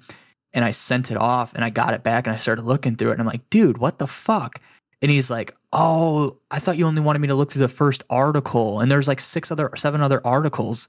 And I'm like, dude, are you serious? I just paid you this money and you just fucking screwed me over like that. I'm like, fuck. So the first 50 of the first issue all came with handwritten notes, and I was like, fuck, I gotta like play off this like being a jokester. I'm like, oh, don't mind the typos. It just means that it's gonna be worth more in the future when I get super big. Yeah, dude. Hell yeah.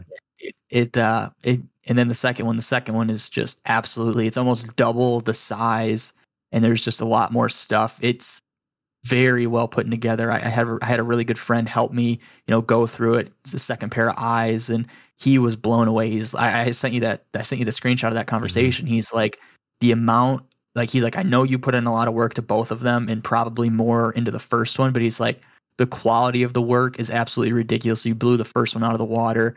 And after that, dude, I'm like, fuck, I'm so excited to post this and get this second one off the ground.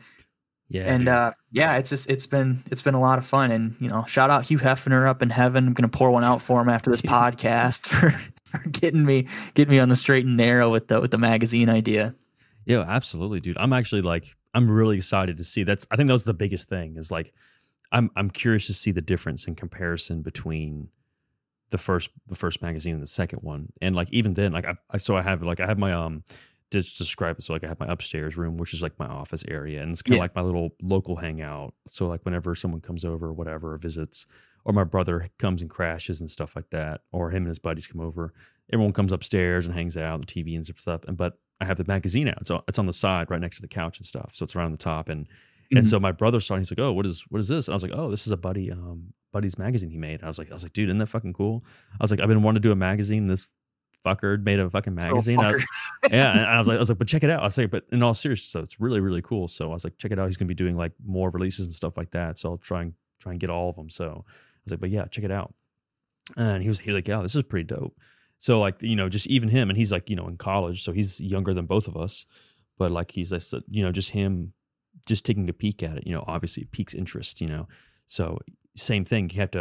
You get that younger generation, or that younger style, that retro, put into it. And that's kind of how you can kind of grow kind of like a hot, I don't want to say hobby, but like, grow an industry or something like that, which I think that's a big thing that lacks from like stuff on my side, which is, it gets kind of boring, right? It gets kind of dull, because you're kind of like an echo chamber. There's only so much you can do to a degree, but you still see some of that. There's still some of that styling and, styling cues, and like a little more younger generation versions, coming through that kind of integrate that into whatever they're doing. So, but I think with fishing and stuff, it's totally, I think they've kind of like, they've way surpassed, well, they already were surpassed it.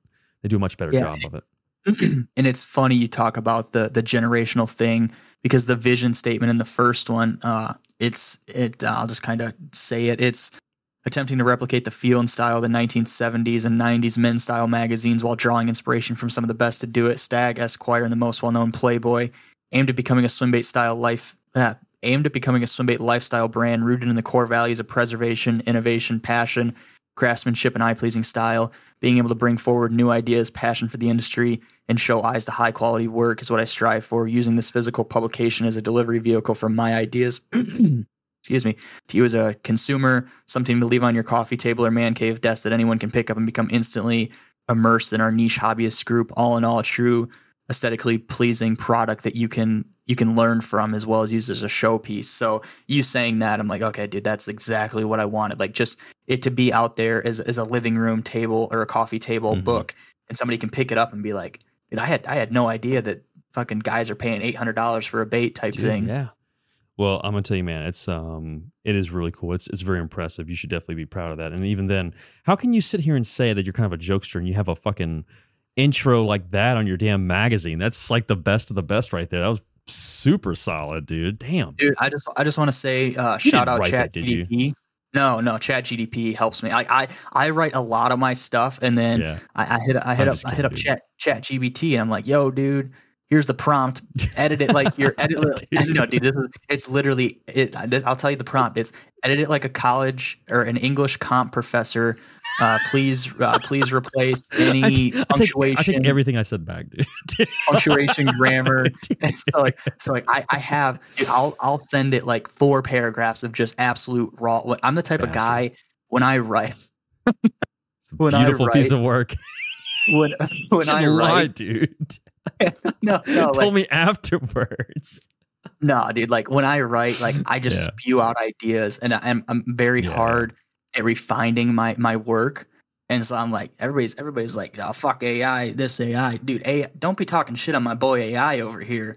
He's helping me. He's taking my ideas and kind of not necessarily dumbing it down, but he's making it polished. And so I rely on ChatGPT a lot.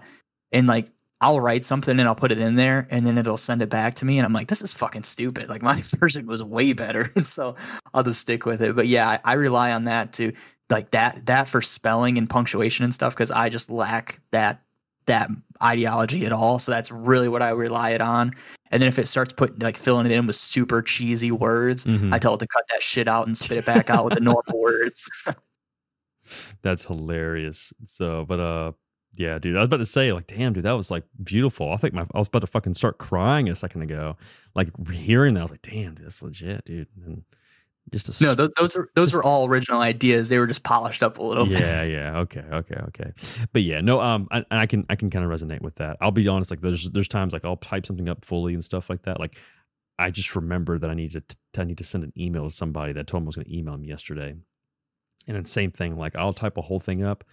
Same thing, I'll splatter stuff out and I'll type it up, and it's kind of like I know there's a couple different style of books like you'll read from someone who's not necessarily an author, but like the way that they have cool information or cool stories or unique stuff. Yeah. And then so like you kind of have to like you can either read the book and really enjoy it because you can kind of relate to how they like send information, or if you're like a perfectionist in the terms of like someone who's like writing pieces, is like, oh, it's all over the place and it's like too much common spoke almost type things. You know what I mean? So it's always kind of funny, like, you know, I try to like clean stuff up like that just to kind of make it to where, but at the same time, you know, maybe a cool little Easter egg for anybody who listens to the podcast. Like I'll put one one article in every issue, but I'll have ChatGPT write it like it's like J.K. Rowling's or something. And people are going to be like, what the fuck is this kid talking about? And the only way people are going to know is if they listen to the podcast and know that I use AI to help me write this shit. that's hilarious, dude. Right. Yeah. Please rewrite this like it's the edge of this, or what is it? The edge of the sidewalk or end of the sidewalk. That like Bruce Silverstein book. Yeah, dude. Even ChatGPT is like, bro, what the fuck? Dude, what does that mean, dude? Please write it like it took place during To Kill a Mockingbird. Please refrain from using any provocative terms that are not. I don't even. ChatGPT probably can't even say stuff like that, so I probably wouldn't even have to add that to the prompt, but might just do it to cover the bases. Oh my gosh, dude. Oh, I couldn't even imagine. That's hilarious. But yeah, man, it's I don't know. It is like I said, it's very impressive. It's very encouraging to see stuff like that. And like in terms of overall, you know, it's to see something like that, and for someone who like, you know, I just can't believe you're not already doing what you're doing now full time, just because you know, it just seems like you just kind of like overshot. But at the same time, I've said this like 3 times recently. It's always good to move over or take that jump late than it is too early, because you would hate to jump too early and then you have a failed product, or it's like just too immature or too it's undergrown, and then but it's better for it to be at a far developed stage than when you are able. The problem is if I jump, I no longer have a place to live, because if I leave my job, I get kicked out of the complex. So it's like I'll ride the red eye roller coaster out for another year or so, just to make sure we're cushioned. I got you. But I definitely feel like you're kind of like on the cusp, man. You definitely seem like, to me, like it's kind of one of those things. I feel like, dude, I'm like 9 for 10 now on like these predictors. You know, I just keep on seeing these guys, and I can kind of tell when they're going to hit it. And like, dude, I'm telling you, I've been pretty damn good so far. So I definitely think you're one of them. You do like a really good job on all those things, on those fronts and stuff. And like I said, we really didn't get to. I hate the fact we didn't really get to really discuss as much as we could have. We'll just have to do another one, just do the relay and follow up, and we'll do. Dude, it does not feel like we talked for what, 2.5 hours or so, or however long. 2 hours now. It does not feel like that at all. Yeah. Well, I mean, that's what we're doing. And, but it's, again, like, being able to have someone on who comes from a more of a different, like, area and phrase that some people may be 100% knowledgeable about what you're talking about. The two things do like cross over. There is like, gun dudes who are big time fishermen, et cetera, and vice versa, et cetera, or, gear, whatever. But, it's just kind of, again, it's really cool to get like different aspects and outlooks and different, areas and stuff, and learning about very unique niche type, styles and stuff. That's just really cool. So I really do. I appreciate you taking the time to, especially on a work night, dude. Again, I know you say you don't care. It's just 11, but still, you could be doing something else, man. You could be doing something else. Yeah, dude. I want to thank you, because you have helped me a lot in the recent past couple of months. Even if it's just like, hey, dude, how do I go about this, or like how. Do you have any idea how you can help me, do this? You're like, oh yeah, dude, like I can help you. Like I'll send you some stuff over. It's like, okay, cool. Because like, dude, there's some shit that I look at and I'm like, oh, I have this idea, but it's like, fuck, I don't even have a roadmap. Like I don't even know where where this bitch starts. I don't know where the yellow brick road is. I need some guidance. I need somebody to bushwhack for me. Yeah. I'll be your bushwhacker, bro. But yeah, no, I'm right there with you. And and that is a perfect time to lead into our sponsor of tonight's show, the Lawnmower 4.0. Dude, I wish, dude. That thing like actually like clipped my fucking face one time. I'm not even lie. Like it actually wasn't cutting. I was like, damn, I thought this motherfucker wasn't supposed to cut. Like it cut my what inside my hair, dude. Not to mention, check out circacraft.com for all your gummy. What's Sean Ryan's for all your CBD? Oh my gosh, dude! Oh yeah. So yeah, they're all manufactured in the same spot, dude. Metals. Make sure there's no metals in them. That's true, dude. That's a fact. I was talking. So I'll ramble a smidge about that, and then I want to be able to like fully flesh out everything so everyone knows where to find all your stuff. But yeah, so hey, just FYI, if you are buying and you're going online or whatever, getting these like whatever CBD whatever or Delta this, Delta that, Omega whatever, I don't think there's anything like that. But hey, just make sure you're getting this third party checked. They're growing that shit, the right way and not in Bubba's garden in the back that used to have a uranium plant next to it. But yeah, no. In all seriousness, I didn't know this. My wife was actually the one who told me about it. But that if because they absorb so much and like they're actually used in like different crops and stuff to get like bad. I had no idea. Yeah. That's why there's different strains. Like there's like strawberry cross strains and blueberry cross strains because guys will plant them in will plant outdoor weed plants next to their gardens that have a strawberry patch and it'll kind of not necessarily infuse. Yeah. I'm talking about this like I've ever smoked a joint or anything in my life. I've never done anything weed related. Hilarious. My dad knows about it and has grown it and stuff. So I know I know shit about it. I mean, I guess I would never have known that because you're seeing this stuff like, dude, I've seen this stuff at gas stations. I'm seeing it everywhere now. So it's like Blue Rhino pills. Hell yeah, man. I love those. Dude. Yeah, those kind of like work in a weird way, kind of like raises my blood pressure. But anyways, but yeah, but I learned like, if there's not like actually grown like in a select area, I guess, or like a cleaned area or whatever you want to call it, screened area, it'll actually, it'll absorb metals that people don't even know are there. And then, it's like, you're actually like ingesting all this stuff and, that's why fuck you up. Like a lot of the grows you see in like Oregon and California and stuff, they're all in 5-gallon buckets. Like they're outside plants, but they're in 5-gallon buckets. So they don't take in those metals and shit. Sense. So when you run your what's it called? HP or not HP, pH balance and stuff. Gotcha. So you kind of have a solid baseline, so you don't have to add a bunch of shit or add or take away anything. It's kind of a solid baseline for everything. And then like you cook your dirt and everything, so it kills all the parasites and shit inside. Yeah, dude, I know a little bit about this stuff. I was about to say, for someone who sounds like you know a good bit there, dude. No, I'm just kidding. Oh man, you're just an alcoholic, drinking twisted lemon tea whiskeys. Yeah, dude, fucking Twisted Tea. Yeah, that's actually the sponsor of Scales and Tales podcast. Dude, you're an actual fiend. I think it was it last week or was it the week before? No, two or 3 weekends ago. Yeah, dude. I was just getting snaps from this guy. And he's just like throwing another one over the wall, dude. And I was like, damn, this dude is killing them, bro. I don't think he's fishing at all. I think he's just actually a recreational alcoholic. I think he's like going on his paddleboard all the time. Dude, that's like for me, that's like what the podcast is. It's like I just get to hang out with the boys and just for sure, absolutely, be absurd in my apartment by myself, just crushing cases of Twisted Tea. Dude, get this guy some. Give me the keys, guys. Take the keys from him. He's taking control. God's not in the driver's seat anymore. So, yeah, that's hilarious, dude. But yeah, no. Joking aside, though, again, thank you so much for jumping on and just chatting and just kind of spend some time and going over all some of that stuff. I know some of that stuff is probably pretty redundant, especially when you talk with someone who isn't familiar with it. So, but I can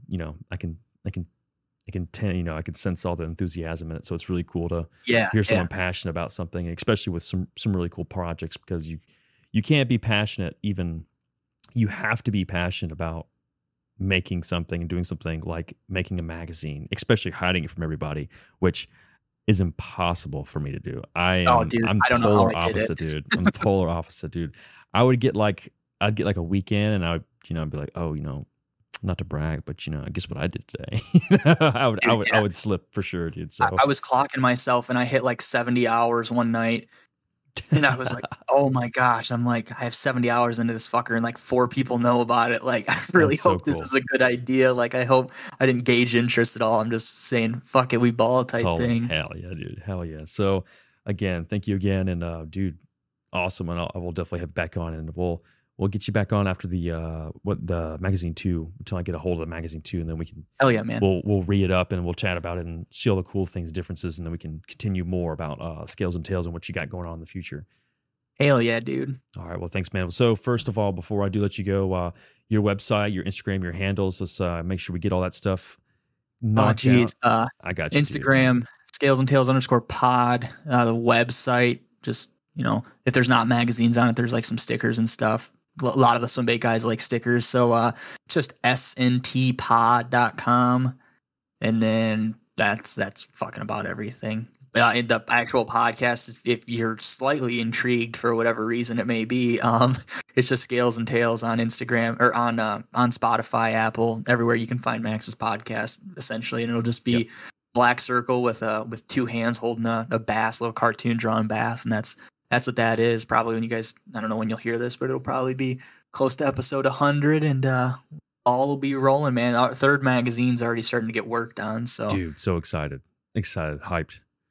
Yep, and then of course I'm not going to let you get away without popping your big TikTok too. So at Scales and Tails Pod. Oh yeah. On TikTok. So and I'll have everything linked up as well if you're interested. It'll be all in the description, so you can just click on the link and then give them a follow. But yeah, again, thank you again, Adrian. Dude, just awesome, man. I appreciate it. Oh yeah, man. I appreciate you having me on. It was a lot of fun. There was one point in time where I felt like I was inviting myself on, and I'm kind of glad. What? No, hell no, dude. No, dude. I remember messaging you. I'm like, oh, dude, I'll come on and talk about swim baits. And you're like, oh, are you local? LOL. And I'm like, ah, fuck. I'm like, this guy's calling the bluff. That's hilarious. I was about to say. That's